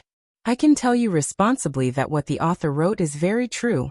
Many rural soldiers were forced by their parents to join the army because their families were poor. Moreover, they all started from the very bottom of the army. They're not like the kids in the city. Their families are well off, so no one is willing to join the army. Even if they sign up, they just want to use the army as a stepping stone to gain experience. Many retired soldiers also appeared to preach. Joining the army isn't as simple as military training. You think that the main character is useless because you haven't experienced what it's like to suddenly leave your hometown, leave your parents, and head to a completely unfamiliar place. The author described the process very well. Yes, even if they're all men who bleed and don't cry, in that kind of atmosphere, as long as one of their comrades cries, the whole train will cry. Those who think that it's childish can stop now. They're just rookies who haven't honed their strong wills. The most emotional part is when Su Sanduo first joined the army. Those little episodes where he made a fool of himself during training are full of memories. Just like back then, I was scolded by my platoon leader for walking around, kicked by him in the ankle, and tricked by my teammates to run to the field. Damn, I want to cry after reading this book. I Zhao Taiju missed the army. After the emotional speech, the group of comrades hugged each other and cried bitterly. The appearance of the netizens of the Iron Army website changed the situation in the book review section. The strength of the new students was huge, and with the addition of the netizens who originally supported Yang Yi, there was a certain degree of victory. But they were still not satisfied. They still felt that Yang Yi was wronged on this website. Therefore, some people began to send messages asking Yang Yi's next book to be published on the Iron Army website. It's okay if the readers of the Chiyue website look down on you. Author, come to the Iron Army. We'll spoil you to the heavens. There are a lot of fans who like your works there. Is the author's next book going to be a military novel? Come to the Iron Army. This is where you belong. Although Yang Yi, the moderator, didn't take care of it, the staff of the Chiyue literature website quickly noticed it. They began to delete the posts and ban the readers who repeatedly sent messages. However, the netizens of the Iron Army were all hot-tempered. Otherwise, they wouldn't advocate military novels. The more they were suppressed, the angrier they became, and the more energetic they became. Therefore, in the afternoon, Changzi was called to the office by the editor-in-chief. Huda, you were looking for me? Changzi was a little nervous. President Hu nodded, and the light from the computer somewhat obscured his expression. Soldiers' assault. This book was dug out by you, right? Yes. Changzi nodded uneasily. This book has caused a lot of controversy recently. President Hu's tone was relatively calm, but Changzi was a little frightened. He quickly explained, I know that this has brought a bad influence to the website, but Huda, this book is really excellent. President Hu laughed and said, Changzi, you misunderstood. I don't mean to blame you.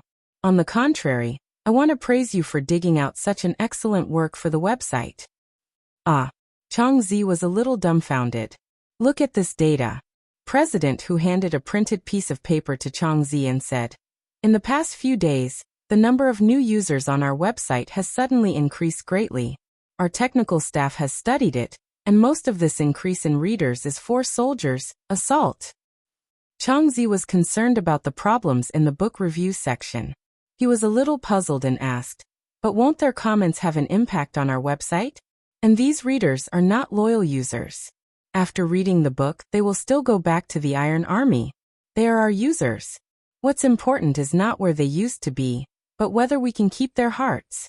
President Hu said firmly. And to keep their hearts, we have to make sure that the author of Soldier's Assault will not be poached by the Iron Army. We have to make sure that his next book will be published on our website. President Hu was keenly aware that this was a good opportunity to make the opponent unhappy and attract the opponent's readers. Changzi, have you contacted this author? Invite him to our company to talk. President Hu looked at Changzi eagerly. Changzi was about to cry. Brother, I want to contact him too. Not yet. I've been waiting for him for a few days, but he hasn't come online. Changzi smiled bitterly. Of course, as a subordinate, he couldn't push all the problems to the leader. Changzi quickly added, but I think he should come online today because his stock of manuscripts is about to be consumed. Very good. You keep an eye on this matter today. You must contact this author. President who clenched his fist and encouraged Changzi. It's a big deal. Changzi, you shoulder our hope. However, just as Changzi was eagerly looking forward to Yang Yi, what was Yang Yi doing? He was chatting with a beautiful single mother. You're tuning in to the Earbook Haven YouTube channel. Don't forget to subscribe and join us on this journey to catch the most captivating stories.